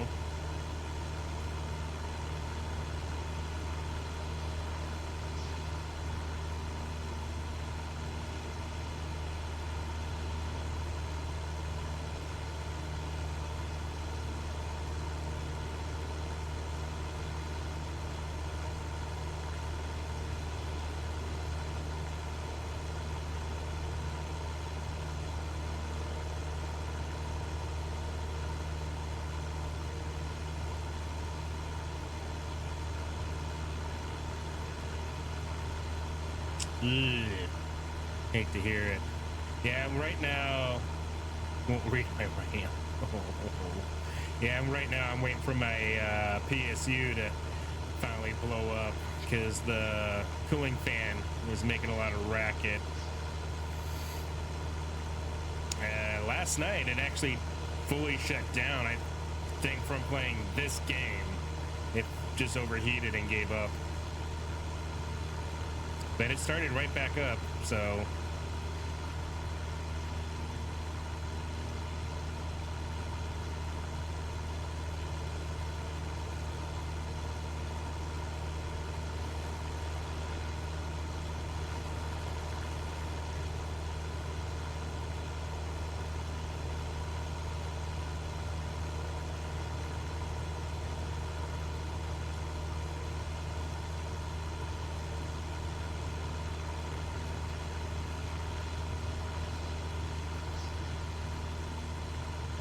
Yeah, here soon. I'm thinking the PSU I have now is a 750 watt, but I got a 1,000 watt crosshair in my Amazon cart. One thing I hate is that it won't get to my place between the 10th and the 14th of this month. So I gotta wait a week to get it, and I would rather not wait that long to get it in case something does happen.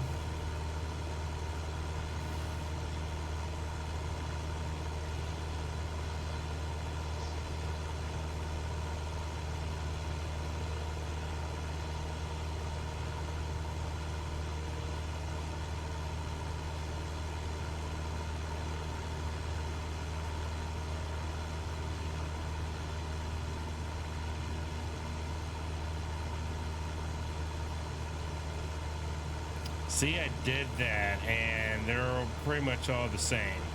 Now, I could go to Micro Center.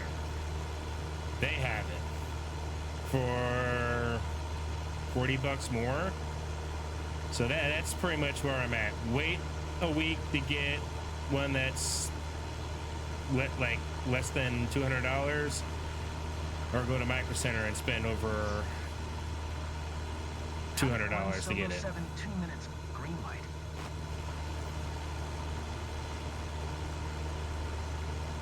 Yeah, could.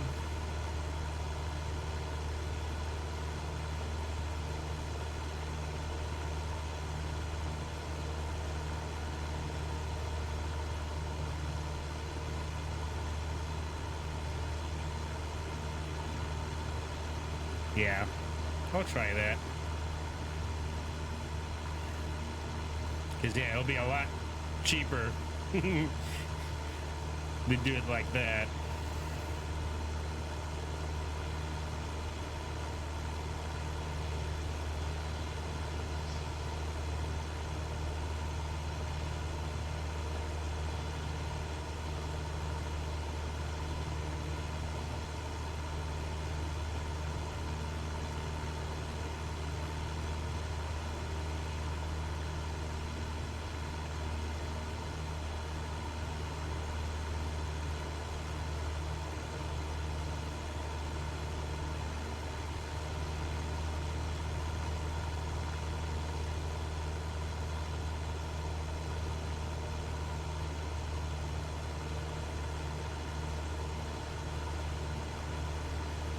I should have really started a timer.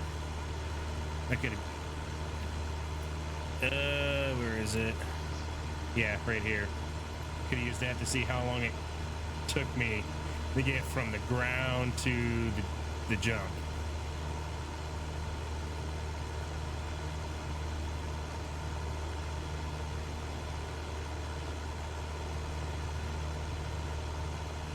Because I got 27% of fuel.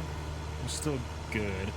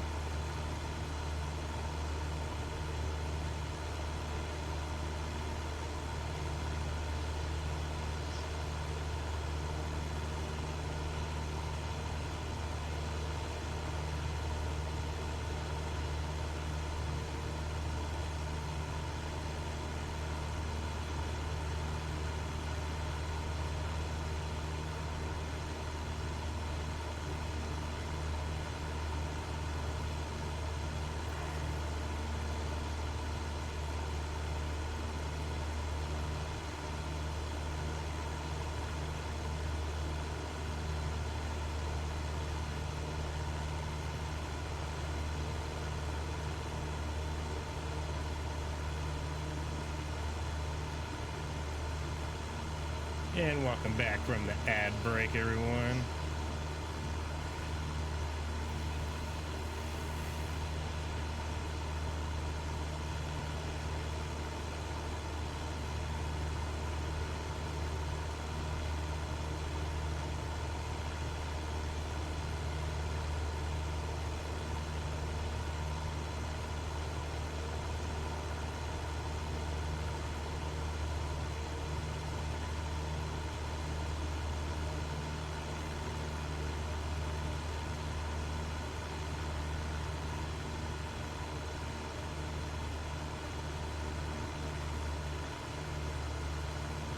Almost at 10,000, the whole altitude we've been trying to aim at for a while.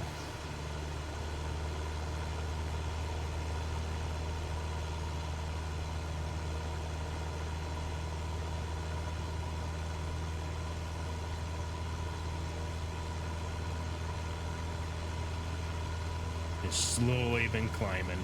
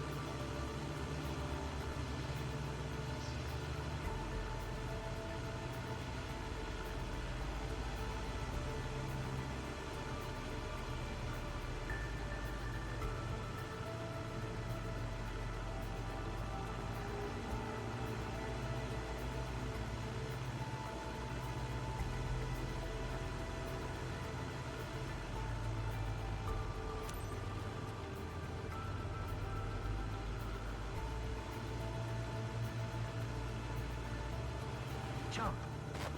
Claim your prize, folks. Go. Nope, there goes one jumping out of a perfectly good plane.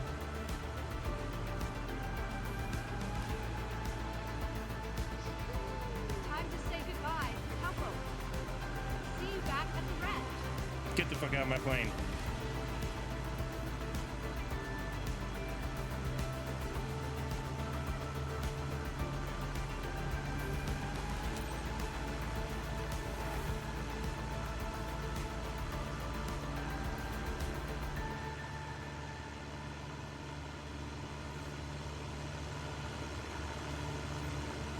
Solo 7 Havoc 1 divers away. Legendary run, guys. Now, time for the debrief. All right, time to land.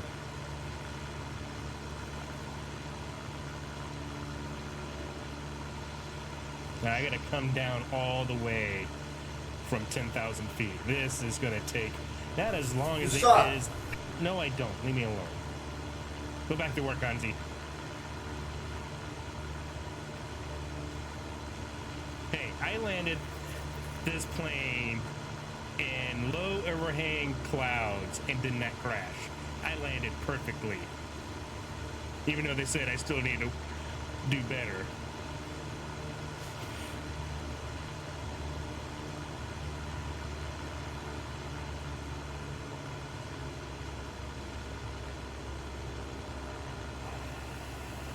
But hey, 3 people just jumped out of a perfectly good plane, so there's that.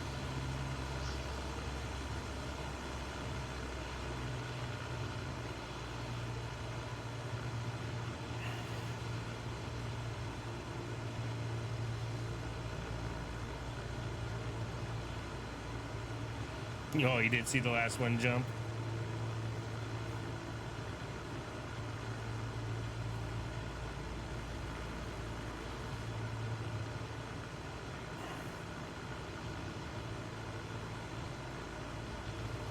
They jump willingly, I guess. Even though I did tell them to get the fuck out of my plane.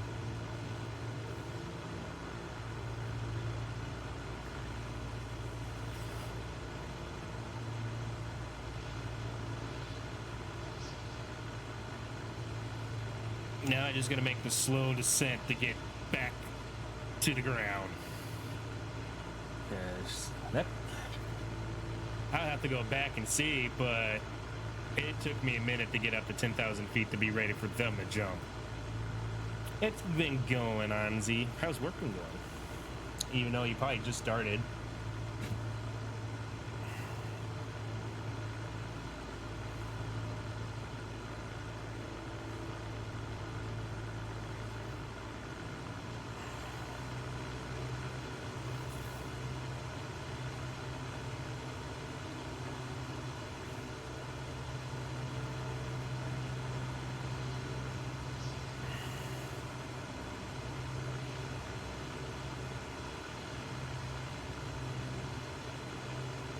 Only been here an hour, just like a couple things to wipe down and floors them off. That's not too bad. And only waiting for one guest. Well, then that should be an easy night, it sounds like.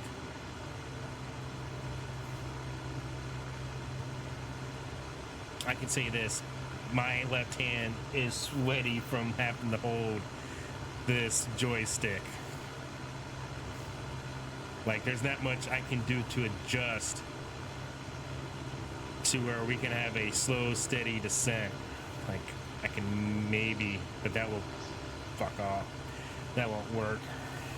Maybe autopilot, but then it will, like, try and nosedive instead of doing a gradual, unless I slowly adjust our altitude. Where the only thing I really have to really focus on is fly straight.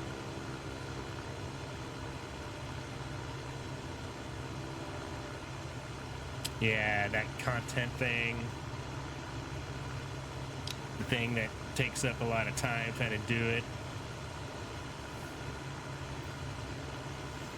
Yeah, I might end up start streaming earlier than what I have been doing. because I usually try and stream about 8 o'clock p.m. Central Standard Time.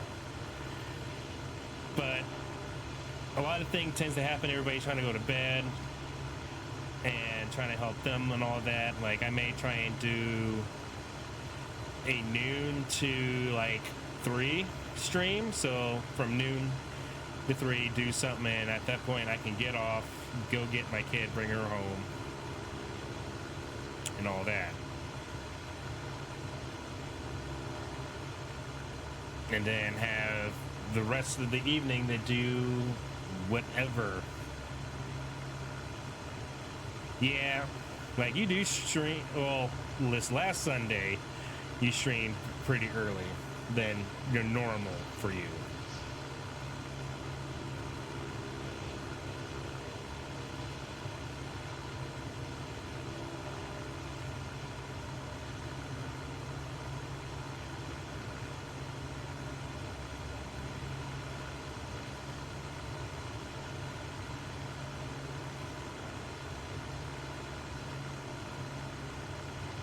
Yeah.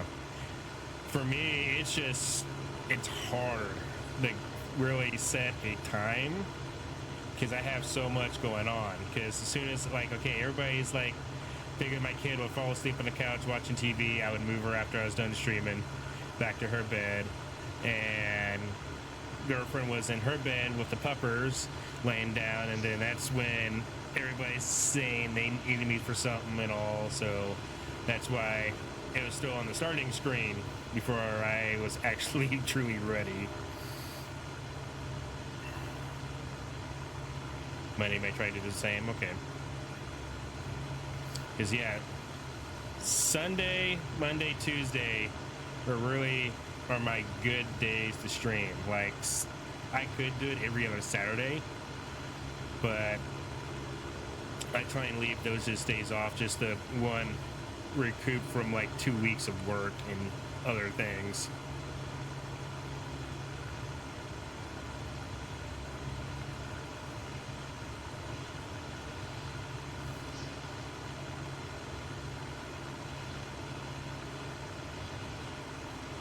It does happen. So, like, I talked about it with my girlfriend because she wants me like to be around in the evenings with them, which that's why I said 8 o'clock to when everybody's in bed.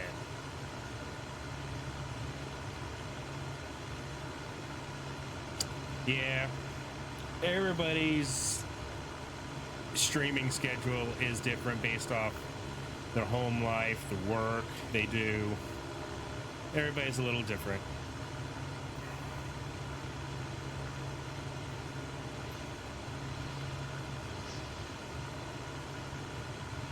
And that is still there. I keep forgetting about it. I suck.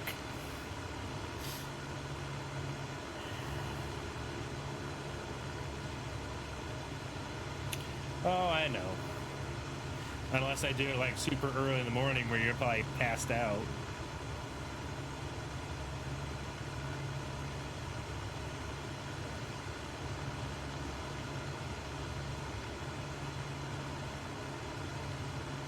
Yeah, or still up, just being dead tired.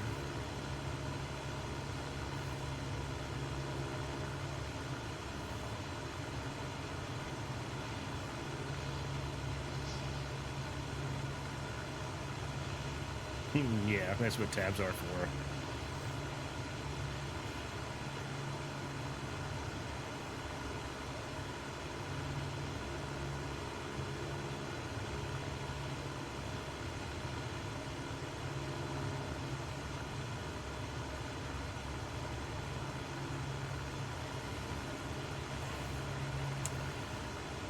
Still 7,000 feet in the air.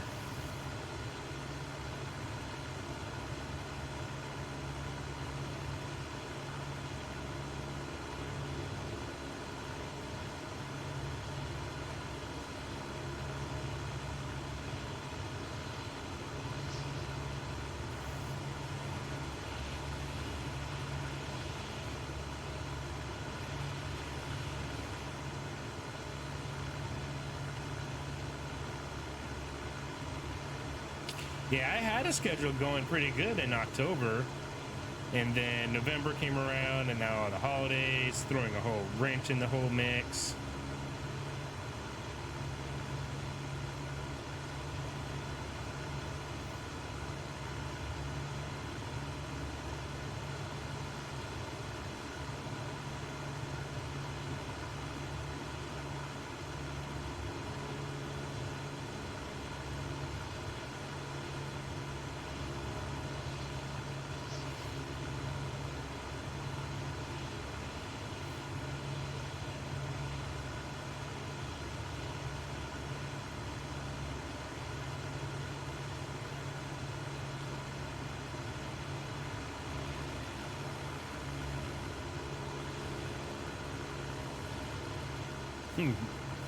Just have myself jump out of the plane into the water. Although I would probably be very much not alive hitting the water from this far up.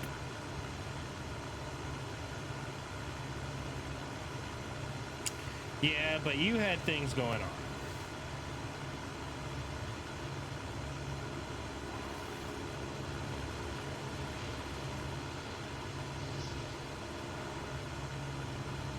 Like, it's no good if stressing yourself out trying to take care of home life and trying to stream and trying to work. It stresses you out more.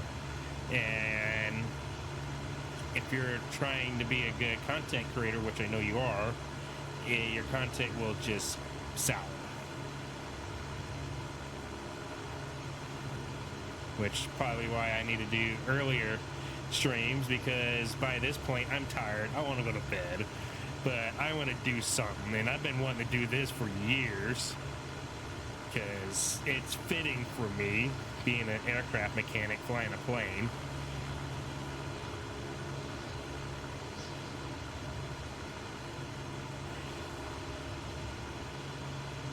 Yeah, like, even with me, like, I knew you had stuff without having to ask. And for me, I'm not the one to try and bother people when I know they're trying to go through stuff, because I don't want to disrupt them, we'll say.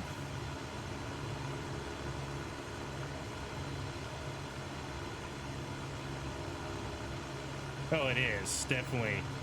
Like, as long as I kind of keep one eye on my instruments, which is this, like, I'm fine.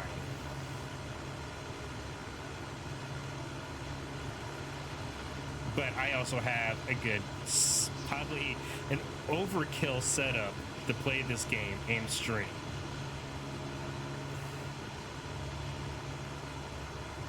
Because I can actually control it very smoothly. Because I tried playing this on keyboard, it's not physically possible. It's just, don't do it. Save you the headache, don't do it. You have a better chance on a controller than you do a mouse and keyboard.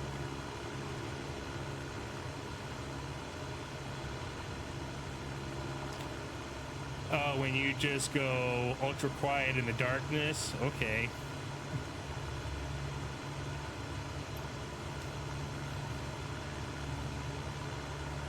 How about this? If you don't stream in 2 weeks, I'll start pestering you to, hey, at least stream once a week. Just do something chill. Something easy. Like Phasmo.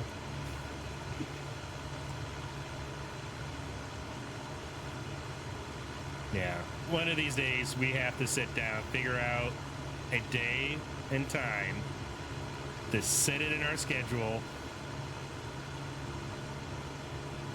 Oh, I know you really like the cozy games. You've been liking them for far longer than what you're going to give yourself credit for. Where I'm more of, oh, let's play this game. It's nice and cozy. Make it the very exact opposite of cozy and hate life as we know it. Like Ark. Ark can be very cozy. I take it to the extreme. Yes, we'll have to get the Chaos Twins involved. Like, honestly, like, tomorrow, really. Message each other and say, hey, what will be a good day between all four of us to sit down and dedicate 2 hours 2 hours to Phasma. That will at least get us 4 or 5 rounds in, depending on how quickly we take. Yeah. Yeah. Ark is your cozy game because you come to save my sorry butt when I do some dumb stuff. Which is all the time.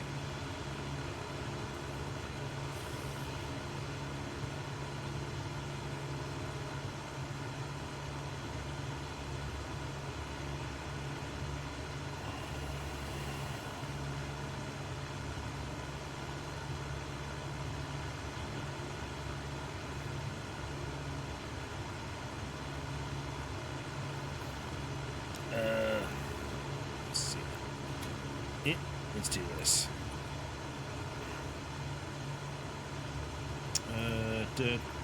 Route. That's not what I want.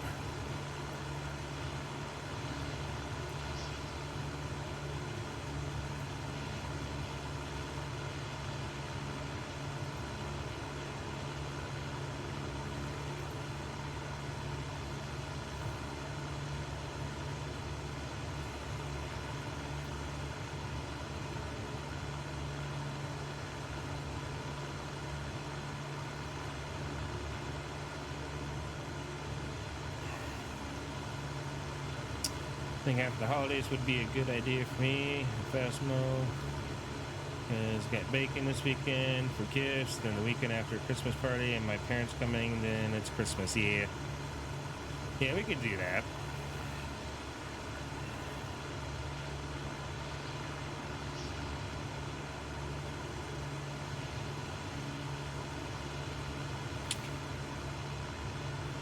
Yeah, because for the first time in a couple of years now, I would say I actually have Christmas and New Year's off from work, unless something stupid happens and they call me up and say, hey, we need you to come in or go somewhere to fix a plane. Because they already want me to go to Kingman, Arizona on the 15th of this month, and I'll be back that following Saturday. I think it's the 21st.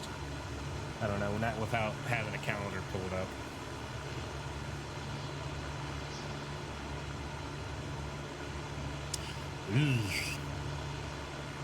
Been there. I've worked Christmas Eve, Christmas Day, both nights and days. It sucks.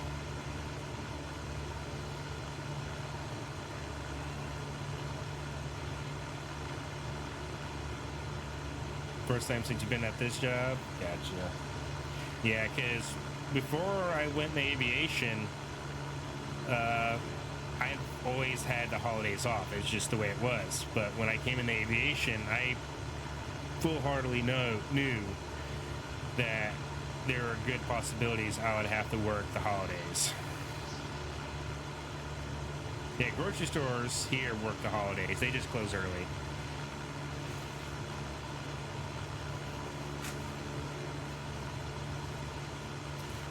Alright, so we were right here. Yeah, Thanksgiving was a toss-up for my family because I still had to work Thanksgiving because I work nights, if you didn't know, Seraph.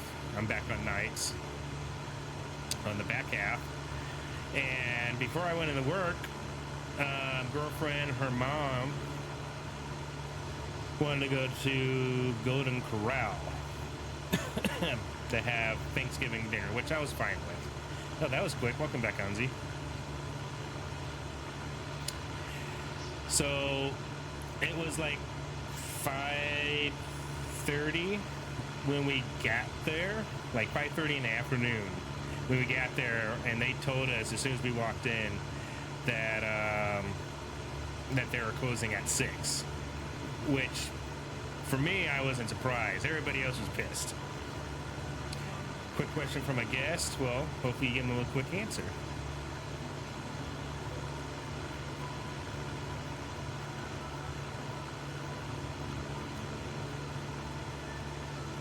Yeah, I figured. A lot of places close early nowadays for the holidays.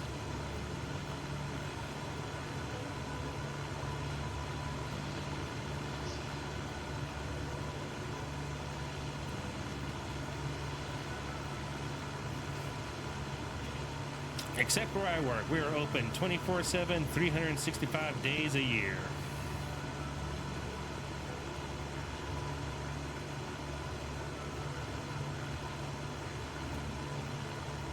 Well, of course, it's usually holidays, and that kind of industry is normally all hands on deck because it's everybody doing last minute shopping for the dinners they're going to be making and all that. So everybody's making a mad rush to get everything they need.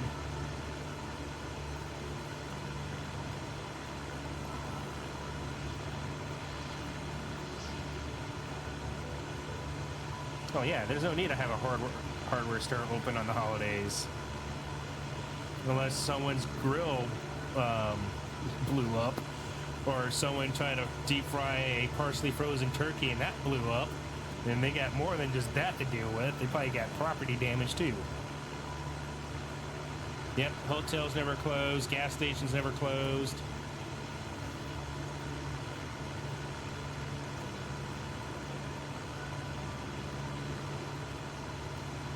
Open at 11, closed at 4, serve 70 pounds of turkey, 30 pounds of mashed taters, 25 pounds of stuffing, and 1 can of cranberry sauce. Wow.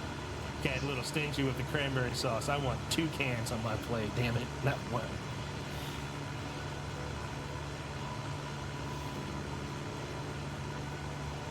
Yeah.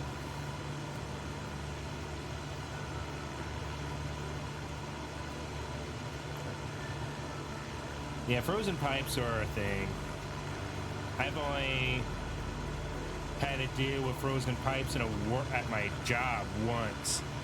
Well, before aviation, we had a consistent issue with one of our bathrooms. The pipes always freezing and busting. That at one of my other previous jobs, we had a line that froze up and busted open. And we did the repair. We just shut off the water to the whole shop, cut the lines, and fed in new copper pipes. I bet you still had leftovers. Should have stayed open longer.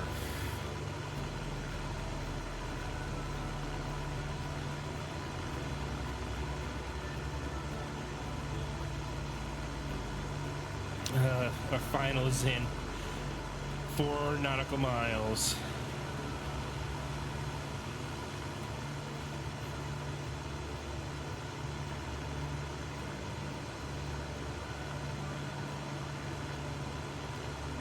Just cranberry and 6 pounds of turkey.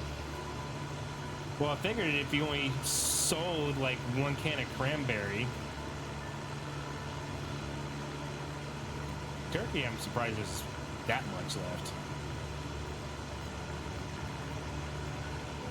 Yeah, like here, pipes freezing isn't that common. Like at least the pipes underground. Like if I know we're about to have a deep freeze, and we'll usually get like a huge warning on the Weather Channel, I'll open up a couple of taps, both warm and hot water. Just open up enough where they start dripping, and that will usually prevent them from freezing. Now, if we get it where it's below 0 degrees Fahrenheit for several days in a row, then we're just screwed. Uh-oh, industry, okay. That makes sense. I'm thinking the normal size cans of cranberry sauce you get at the store. Yeah, trailers, you gotta treat them differently with the waters. Because, like my dad, he lives in a fabricated double wide trailer. And he has a crawl space underneath, and there's been times where it got cold enough where we got a torpedo heater. Got a torpedo heater, put it in the entryway to the crawl space underneath his house or trailer to keep all the pipes from freezing. And it worked. He kept it above freezing, so.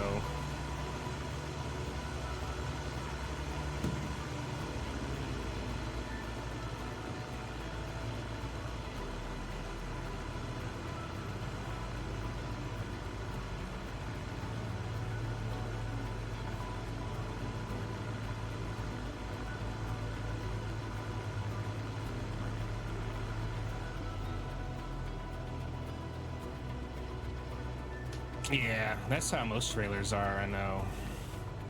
Cross base is like just that, a cross base.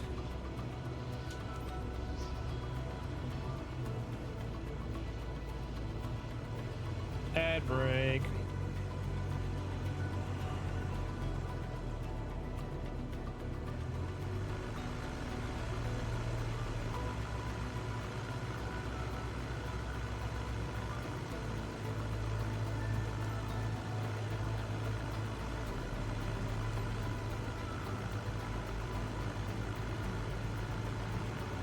Lima Echo Alpha Papa Traffic Havoc Well, welcome 1 back. Sierra Papa Uniform 189er is on final runway Tree Fife to land.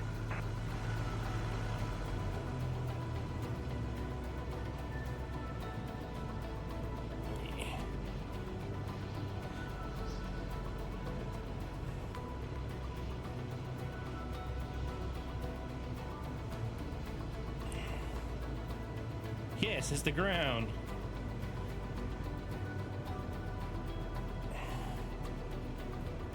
Let's see. Wait. Flare it. You'll have to optimize your rotation. We're losing too much time. Oh, bite my butt. I had to go all the way up to 10,000 feet.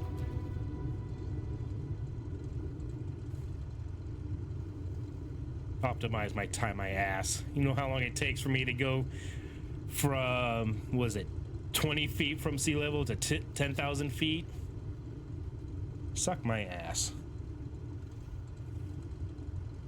And I had this thing at full throttle going up all the way.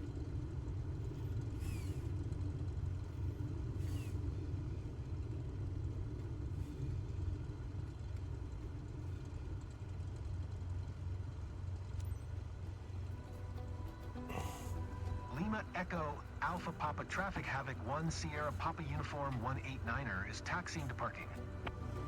Yeah.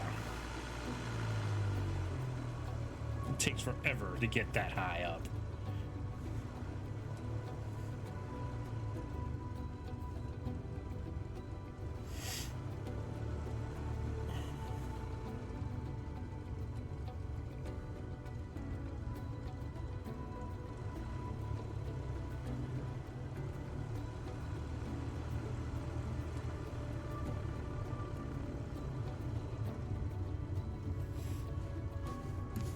All right, we'll probably do one more flight, probably a 30-minute flight.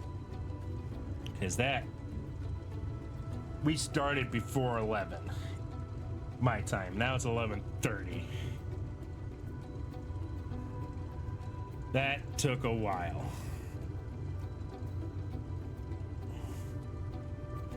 Wait.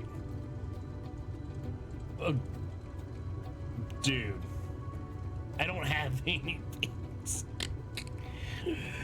How about this? I have a jalapeno. That's all I got.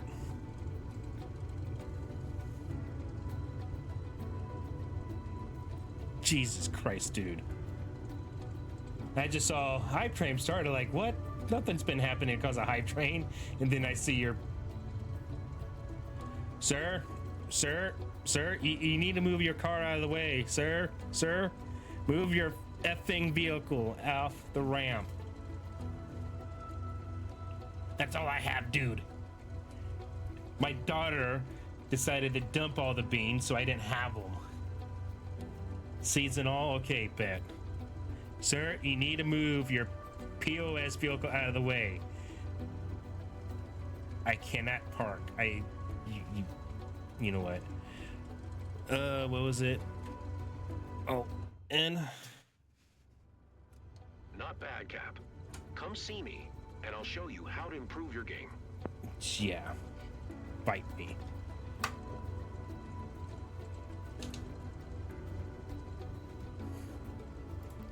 Tell me I took too long.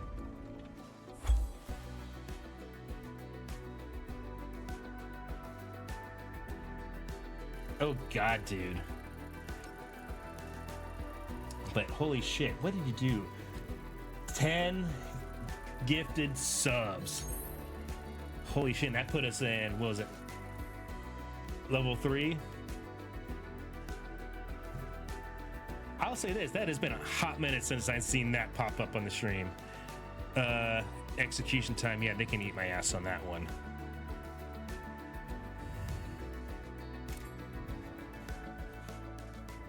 Jesus, dude. Well, thank you, and I will go grab something to at least redeem it. I may have some hot sauce. Hold on.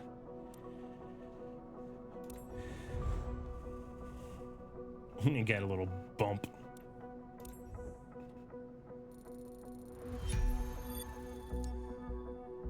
A lot of XP. Oh, not enough to get a level 17. All right. Need to be right back.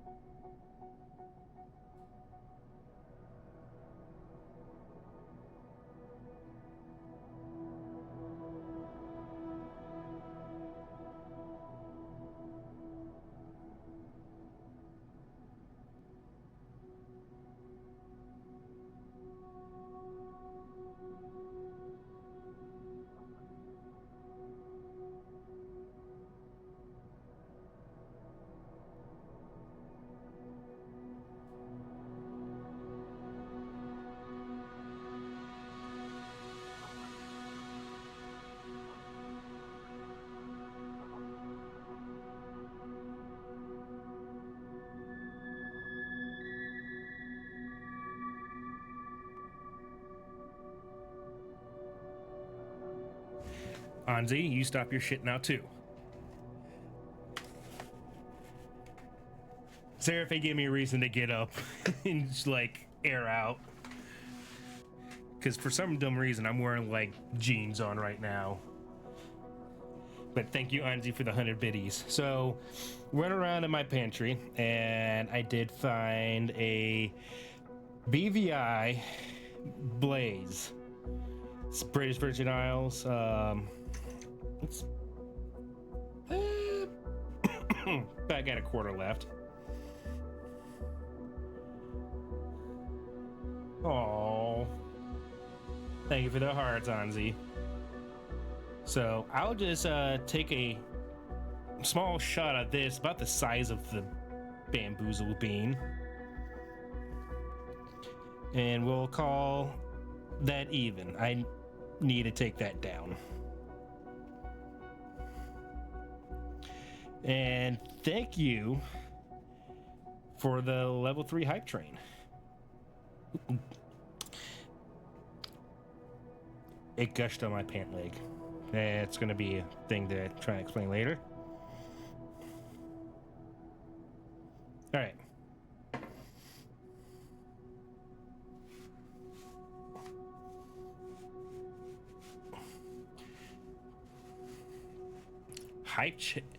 Hype chest on the way. Okay, that's new.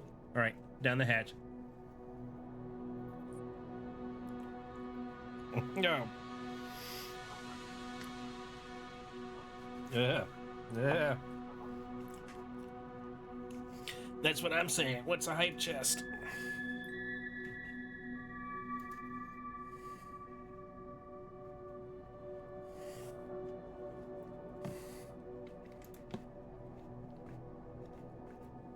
Okay, just so you know, Anzi, it's only visible to me, because this is what I get.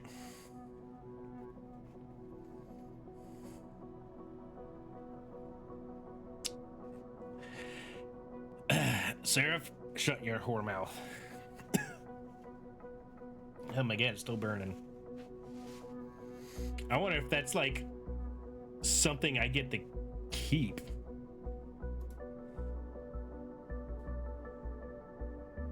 Let me see.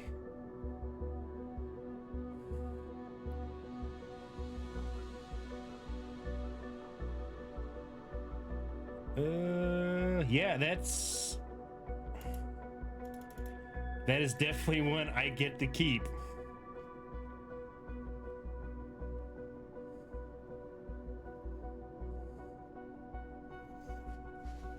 So I don't know if anyone else gets it, but I definitely got it. That's different, I'll say. Yeah, dancing around all the explosions.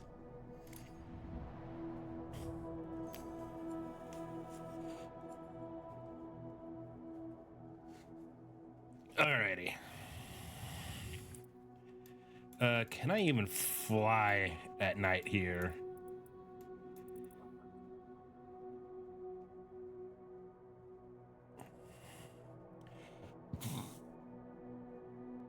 Okay. Maybe it's whoever is in the stream at the time gets it. Not sure when you get it. Okay. I don't know if you got it when I did or on a previous hype train you got it. I don't know. I just work here. Let's see. Let's do a, how long is the fake? Ooh, an hour. Let's do a 30 minutes. Done deal.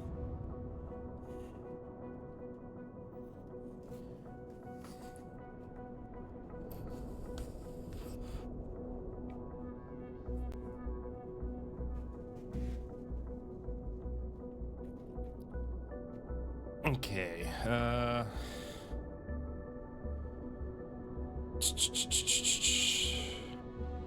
BFR LIF. Okay. Flight back to St. Charles. Oh, is that what? I know words are hard on Z. That's why you get the emote. All right, ferry flight, where I fly the plane back to the customer.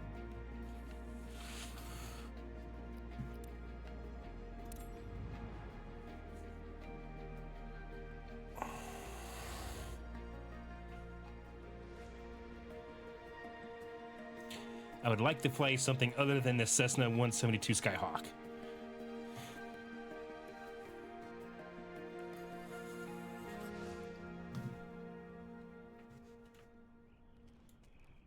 All right. Remove all the covers. I don't give a shit about looking over the plane because fuck it. We're just gonna remove all the covers, the chalk, and get in the plane. All right, and I honestly don't really want to go through the whole starting, so we're just gonna start this bitch up. Appreciate your help today, Cap. It's Tyler here. Today's task is to fly this 172 Skyhawk up to St. Clair Regal as soon as possible. The owner's aircraft was in for maintenance, and now that it's fixed, he wants it flown back. Sure he does. His name's David Stafford, and he's waiting at the destination to pick it up. Sounds Fly like a safe, prick. pilot. I don't know why they not turn these on. You know what, we're just gonna turn them all on. The hell with it. Kilo Sierra Echo Tango Traffic Havoc 1 Oscar Papa Yankee 59er 10 is taxiing to runway 18. Make sure we got brakes, because that would be detrimental if start moving. It's like, oh, guess what? Need to go back to maintenance because I can't stop now. I probably will, Anzi. I probably will forget. Where's the... Okay.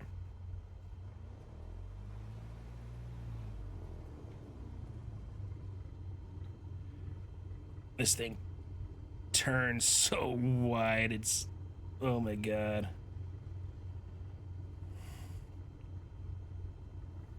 That, and they would not have those lights standing up. They would be low to the ground where you wouldn't hit them.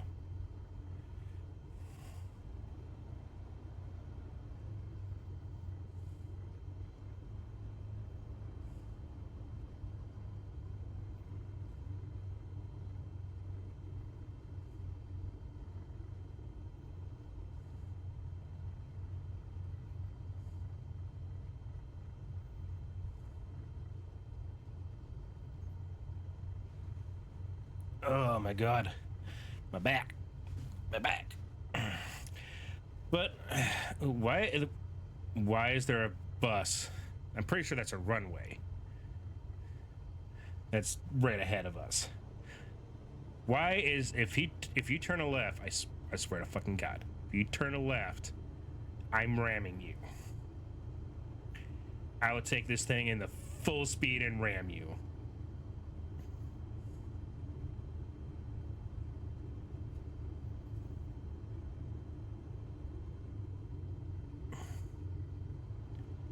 I can't tell. That is a runway, just to the right. Actually, no, he's on a taxiway. But still, why is there a bus on a movement area? And why is there a light sticking out of the ground? Not supposed to be like that.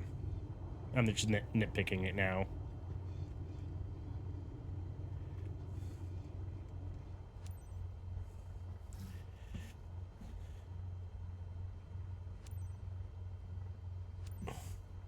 Kilo Sierra Echo Tango, traffic Havoc 1, Oscar Papa Yankee Fife Niner 10, taking off runway 18 south departure.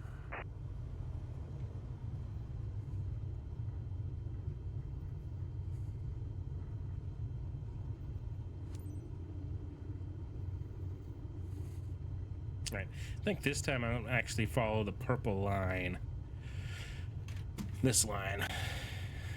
All right.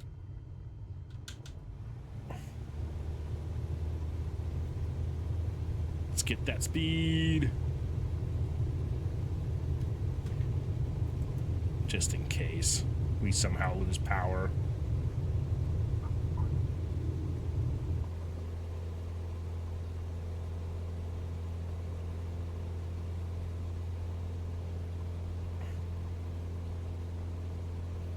$950 feet. If it tells me to climb 10,000 on one of my other flights I did, it was a ferry flight where I had to return a plane. It had me climb all the way up to 10,000 feet. It's like, that is unnecessary. About 3,000 feet is more than enough. The ferry flight a plane back, especially this kind of plane.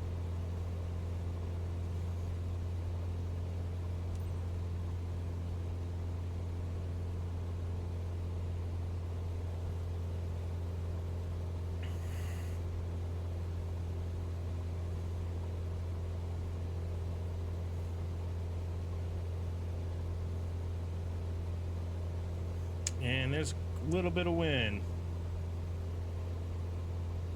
It depends on what the ferry flight is for. And it also depends on the plane.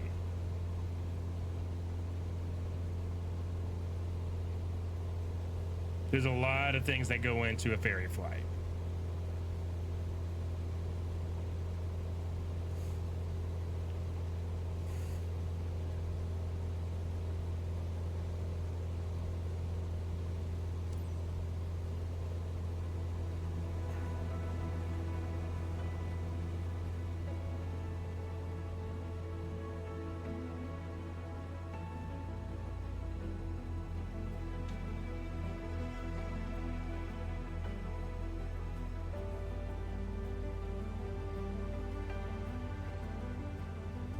At least this one I only have to do 1,900 feet.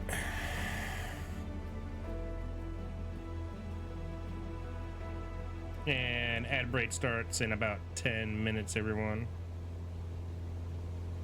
Alright, so... Nope, not 2,000 feet.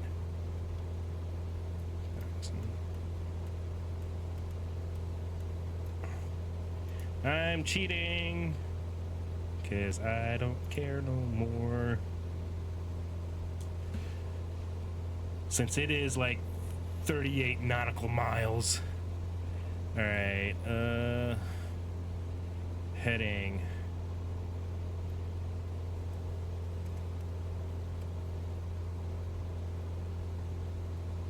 Yep, 219.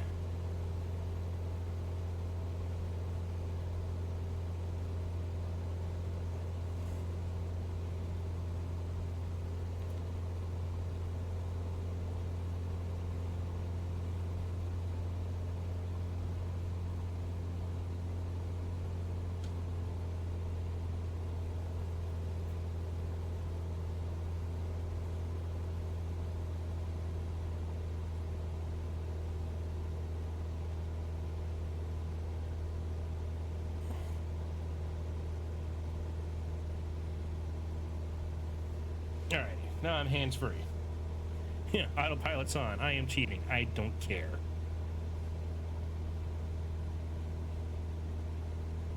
Because now I can just look around and do all stuff. Yeah, well, sorry. That's just, I'm just gonna have a couple of dead birds. Yeah, look, Mom, no hands. What do you think pilots do on commercial planes? Once they get up to cruising altitude, they set autopilot and they're hands-free. They're only there for 10 seconds of, oh shit, we need to live.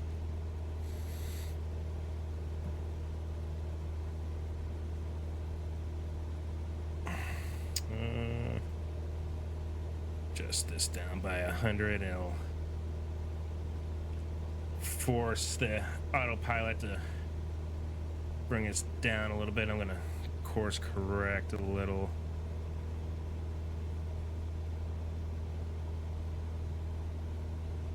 No, nope, nope, nope. Autopilot should not be overturning my inputs. It's how a flight crew unfortunately died during a Boeing test. They were trying to test the new computer system, and the computer took over and let it allow the pilots to regain control, and they crashed.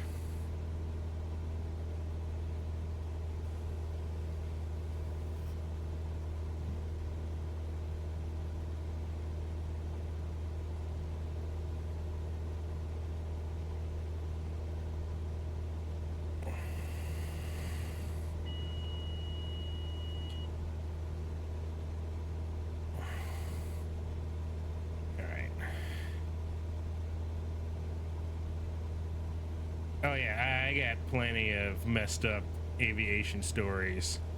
But again, a lot of that stuff happened. Why are you trying? You know what? You're going off. But a lot of those things happened years ago, like every bit of like 20 years. Ooh, what your oldest doing at the airport? Please don't tell me she's a ramper. Or what we would call a ramper. I don't know if they call it anything different.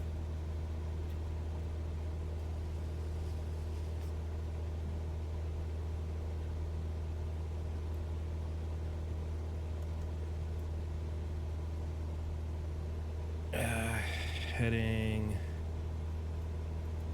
219. It's still wanting to roll right and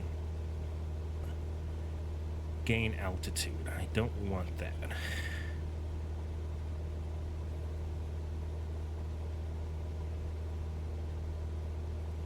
Okay, well, autopilot's on the fritz.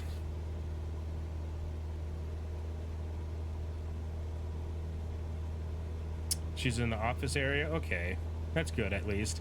Yes, that has happened quite often than not. I have actually met a guy who worked for Ozark Airlines. So this is way back when. This is like 80s. Both engines were running. Captain had like some kind of issue or another, and this guy, this mechanic, ran up to see what he had.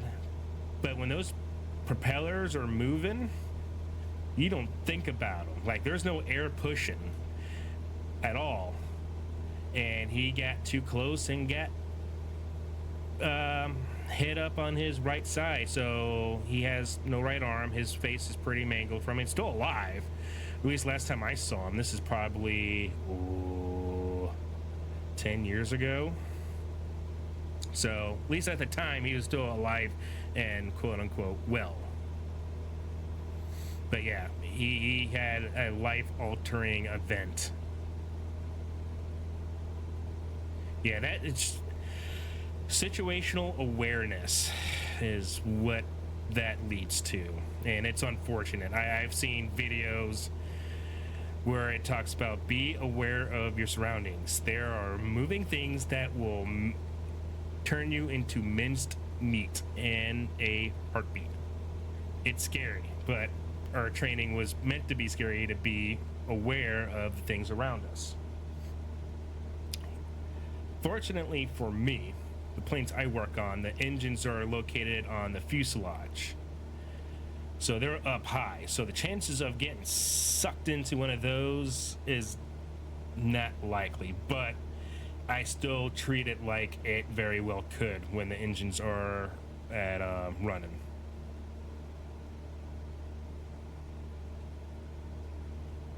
All right, if I can just get this to work with me, which doesn't look like it's going to. Yep.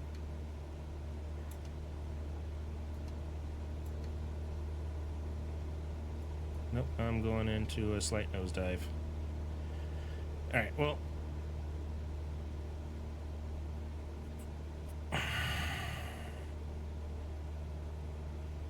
I have nothing that will help me just help stabilize my elevation, so I'm just gonna have to freehand this.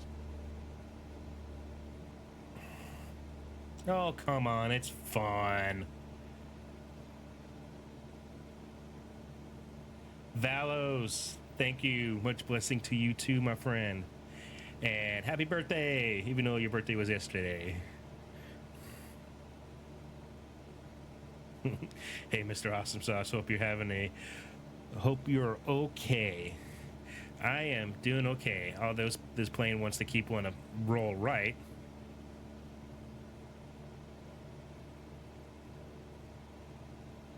Have I met you? Well, I've only met you through Discord games, never in person, so the accident prone is unknown to me.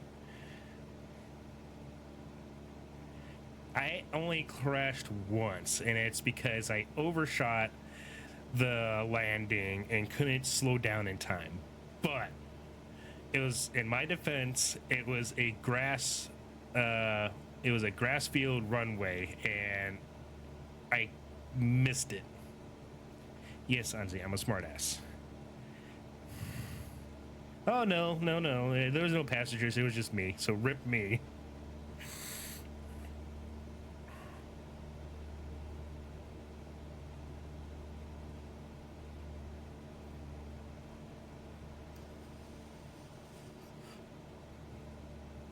But we're cruising about, what was that, 1,800 feet up in the air, cruising about 100 knots.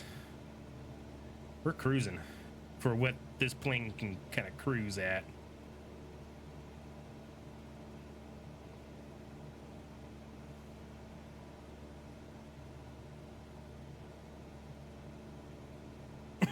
Only me, doesn't matter. But yeah, it's grass fields I have a hard time landing on. Anyhow, hydrate? Okay, I hydrate. I got root beer.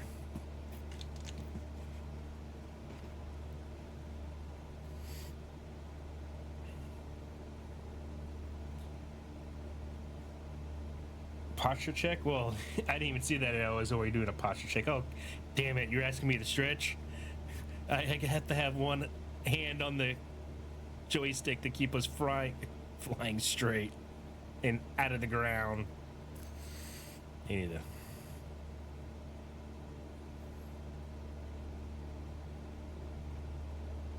bring the nose down a tad bit.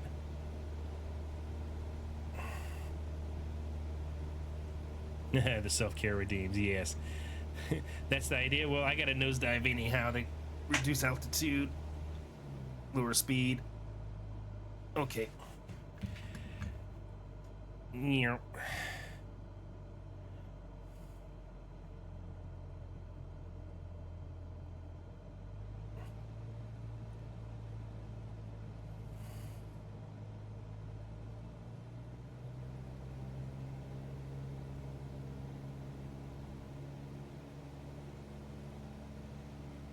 All is good.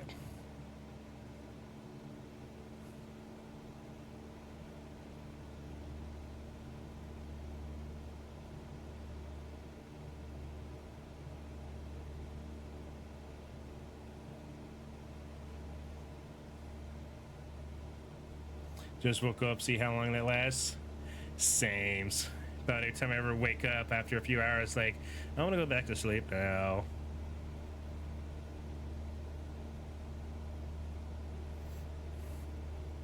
No, sleep is when you want to try and avoid a lot of responsibilities. We got some turbulence. Only 6 a.m.? Shit, that's a normal wake up time for me, even on my weekend.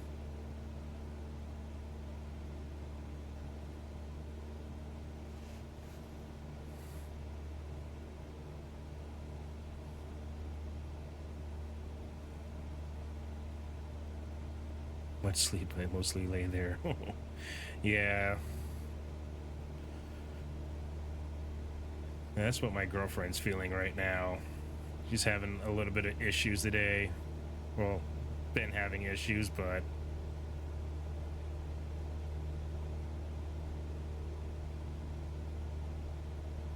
wait, did I? Oh, oops. That's why I'm fighting this. Oopsie. I'm a little unbalanced.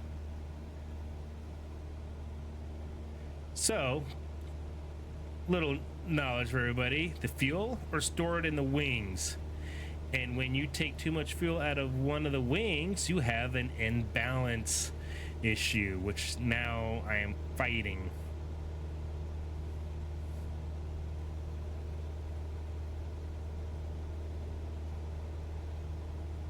Yep. Right there is the Missouri River.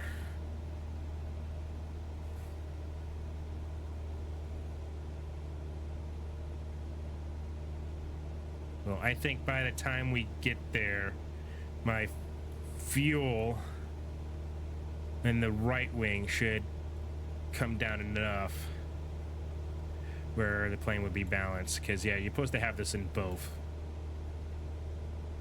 So you keep your wings balanced. Yeah, Anzi. See, I know the reasoning why. I just didn't do it. So now I gotta take fuel out of the right wing to try and balance it out. Be surprised I trying to figure out why am I having so much issues, and I'm also dealing with turbulence. So the reason why I'm bouncing around a lot is because of turbulence. It's the wind.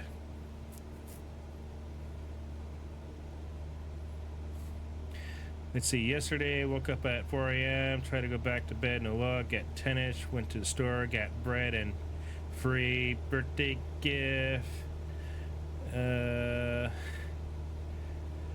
From places, got home, baked, cooked by 10 p.m. I was exhausted and too tired to eat my cake. Dude. Yeah, since you flew over to the States, you know all about turbulence. Depending on how the pilot approaches it, it can suck.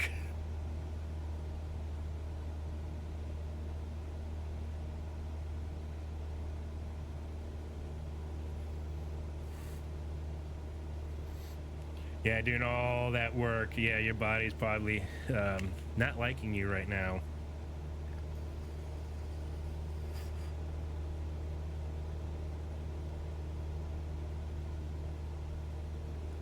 Reset the camera. Ooh. Tailbone damage.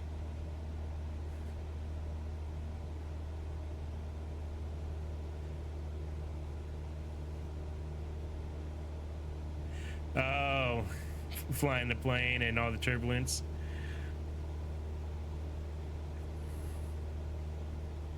Most people freak out when there's turbulence, and the pilots will say, hey, expect turbulence, but most people don't know what that means. It just means you're going for a bumpy ride. But in a big plane, you don't always notice it. When you're in a small plane like this, it can be a problem if you're not, like, vigilant on the controls.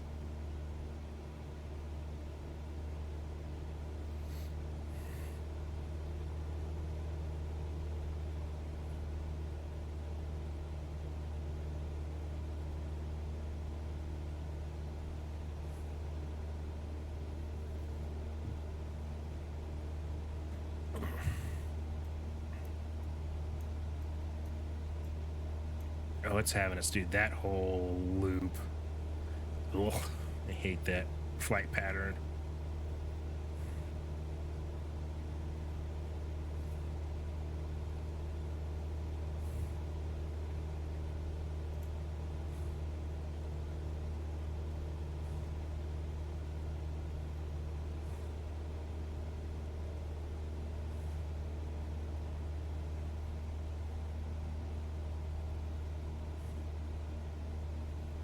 Yeah, I need to figure out how I can activate this so I can have more of this and less of this. Like, this is important by all means, but I'd rather have a good picture of what my speed, my airspeed, my altitude is.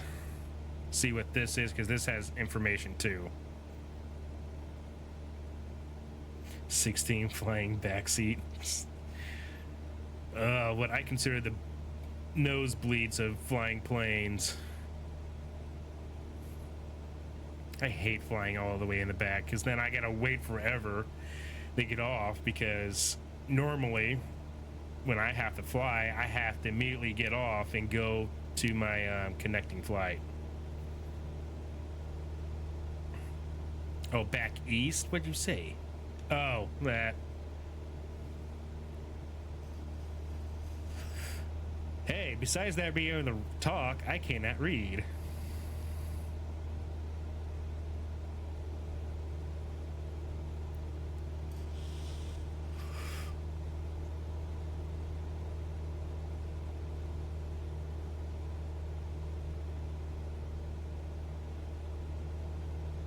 Yes, my brain auto-corrected it to seat instead of east. Hey, it has all the same lettering, it's just different positions. Oh my god. Turbulence is whack right now.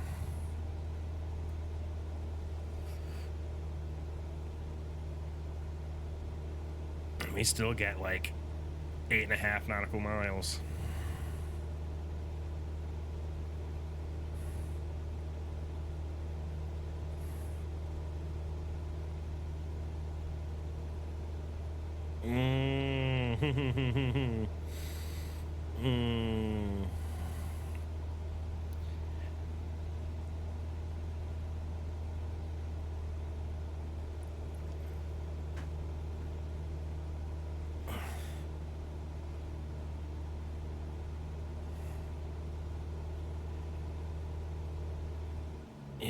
Yep. Starting to go too fast.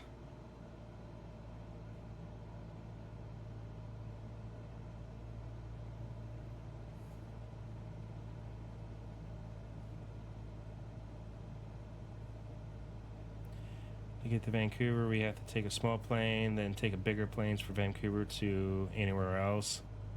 Yeah, small planes, yeah, they suck when you get in the turbulence. Like, I haven't, well, in aviation, our planes that I work on are considered small because they're regional.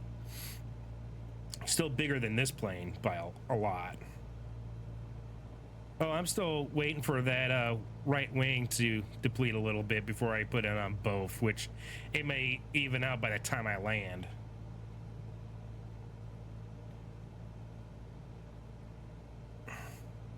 Oh yeah, when I flew out to Vegas, I've gotten some pretty mountain photos.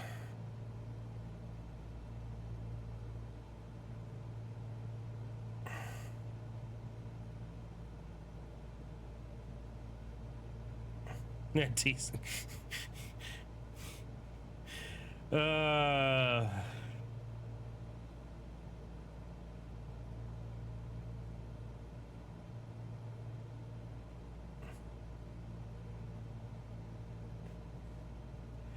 Well, we definitely will have to arrange a meeting when you do get to the States, Valos. How quickly we'll be able to do it, that's to be seen.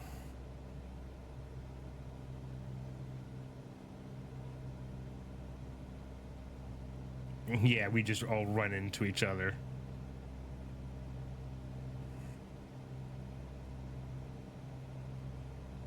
hey, if I get my my private pilot license, I can call up my grandfather and say, hey, I need to borrow your plane. Kilo Tree Niner, Because he traffic has a Havoc plane 1, Oscar Papa Yankee about 5, same size, but it's not Niner an over 105 wing miles, like northeast this. The wings are 1,900 feet inbound bottom to of the land, runway fuselage. 20.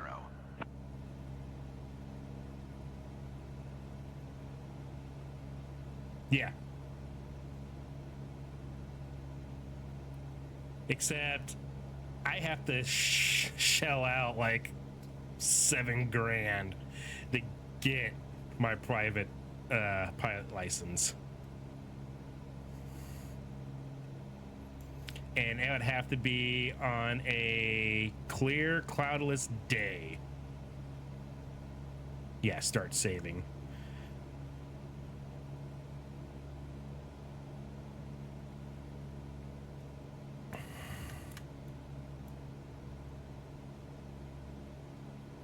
Only 5,000 at Festus?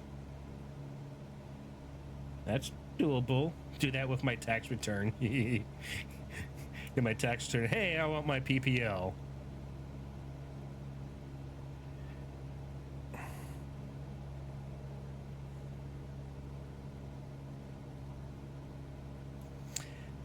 See, I like the window seat. Not much to look at.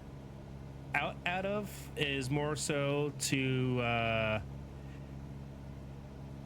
lean up against the sidewall and take a nap.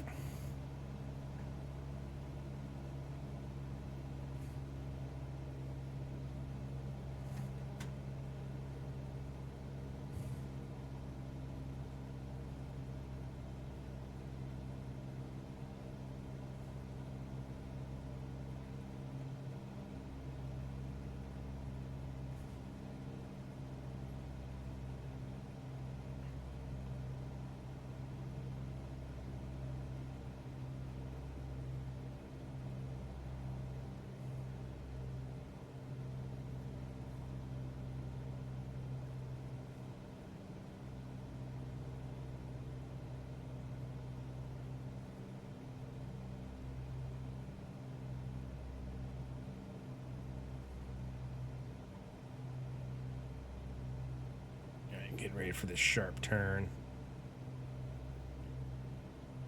Yeah, when you have like certain conditions, they'll place you places that would be convenient for you when it's probably not the most comfortable position.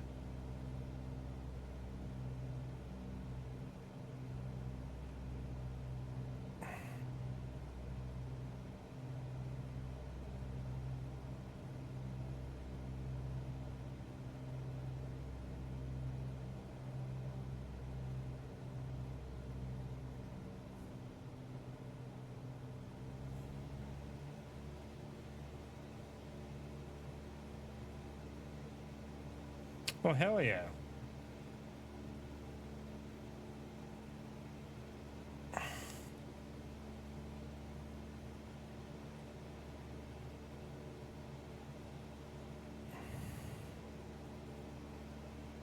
Well, thank Valos.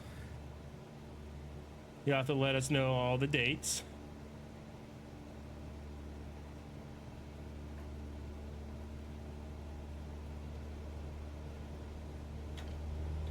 All right.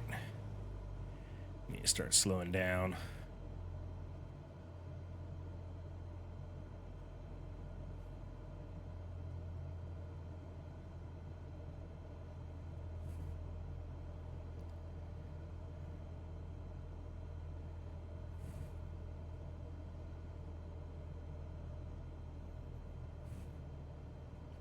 I feel like I've known you almost for 3 years, Valos. At least coming up on 3 years.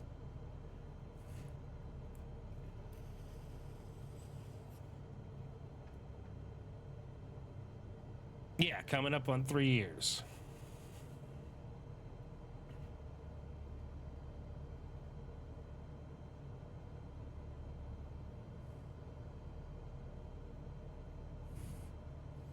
But yeah, let me know and when and where, and I'll make that shit happen.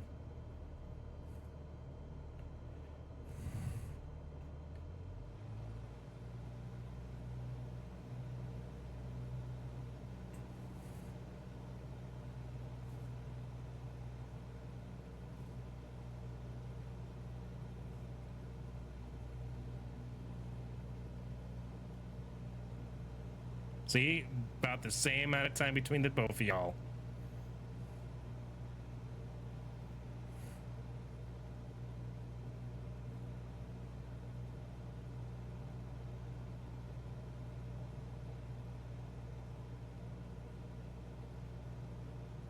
Oh, San Diego.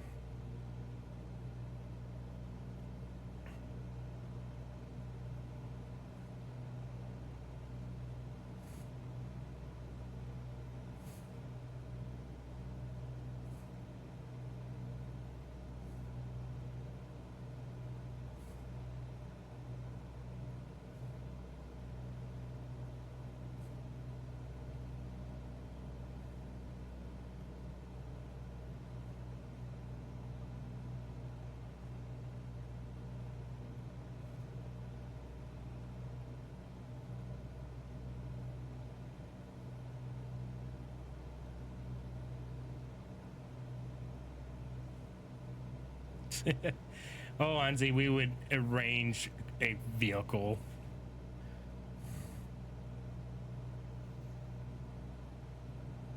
No, Anzi, we would just simply tell you to stay put, don't go anywhere until we get you. And again, a little bit more altitude. Don't go anywhere, don't touch nothing, don't look at anybody, just stay put.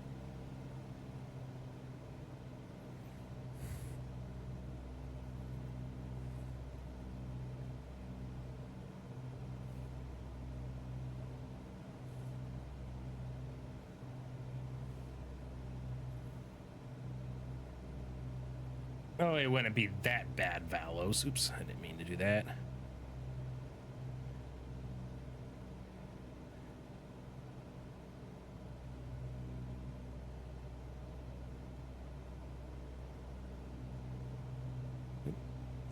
There's our runway.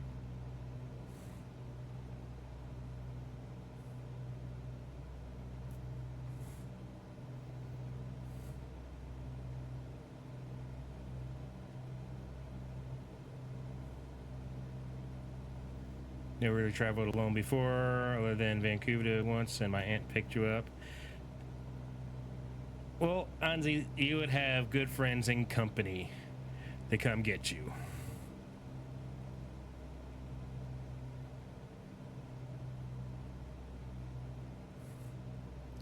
And it's not dinosaur outfits, Valos, it's classic.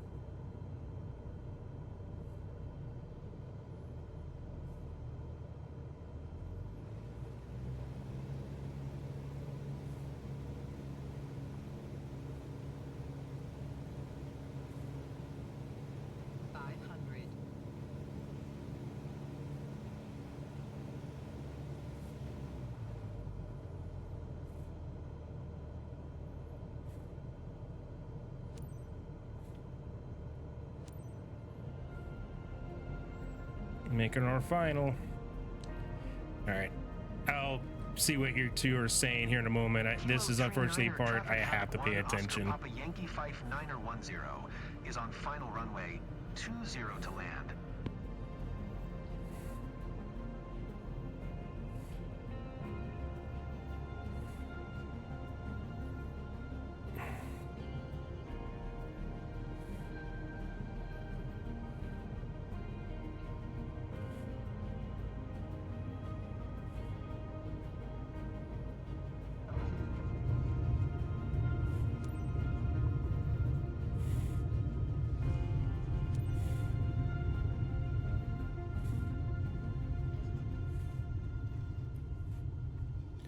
I didn't crash. Oops, I didn't mean to go in the co-pilot seat. There we go. That's what I wanted. Kilo Tree Niner, Traffic Havoc 1, Oscar Papa Yankee Fife Niner 10 is taxiing to parking. Yeah, and that, and also when you're coming off a runway, you don't stop while in the runway. Usually radio that, hey, you're turning off here, or tower ATC will tell you, hey, veer off of runway at this taxi, and you'll come off and get off the taxiway, and then you'll get more instructions. But again, that's with commercial. I don't know much about radio language in the general aviation world.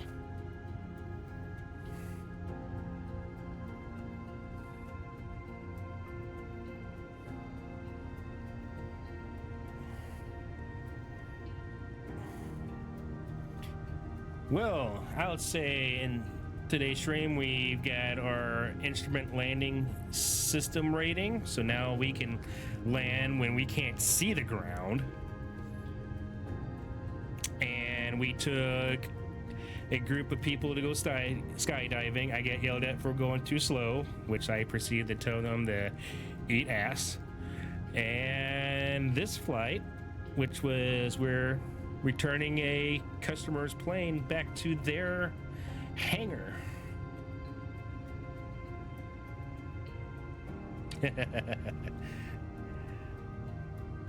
Well, if I go get my PPL, I'll learn all of this.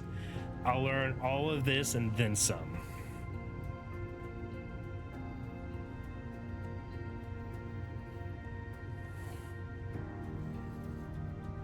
Like, come on, I actually flew on a plane. Like, although I didn't do the takeoff and landing portion because I was only like, 16 when I did it. But yeah, flew from Tennessee, a small town in Tennessee, to South Carolina. Yeah. For a private license, yes, I would be captain. At least I think that's how it goes. I honestly don't know.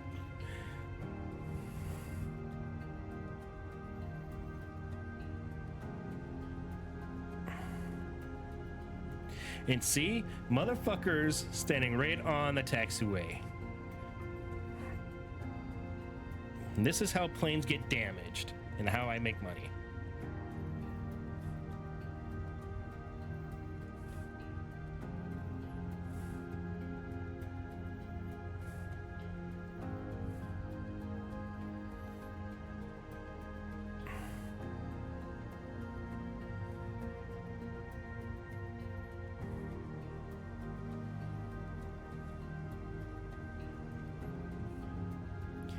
And stop. I know repositioning flights are not always easy missions, but you did a solid job and I appreciate it. Park and brake on. And let's turn off our motor.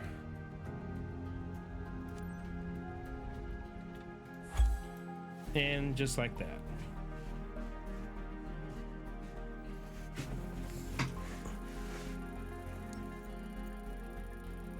I respected the condition of the aircraft pretty damn well. And I thought I landed pretty smoothly. But hey, as for aviator performance, all went well.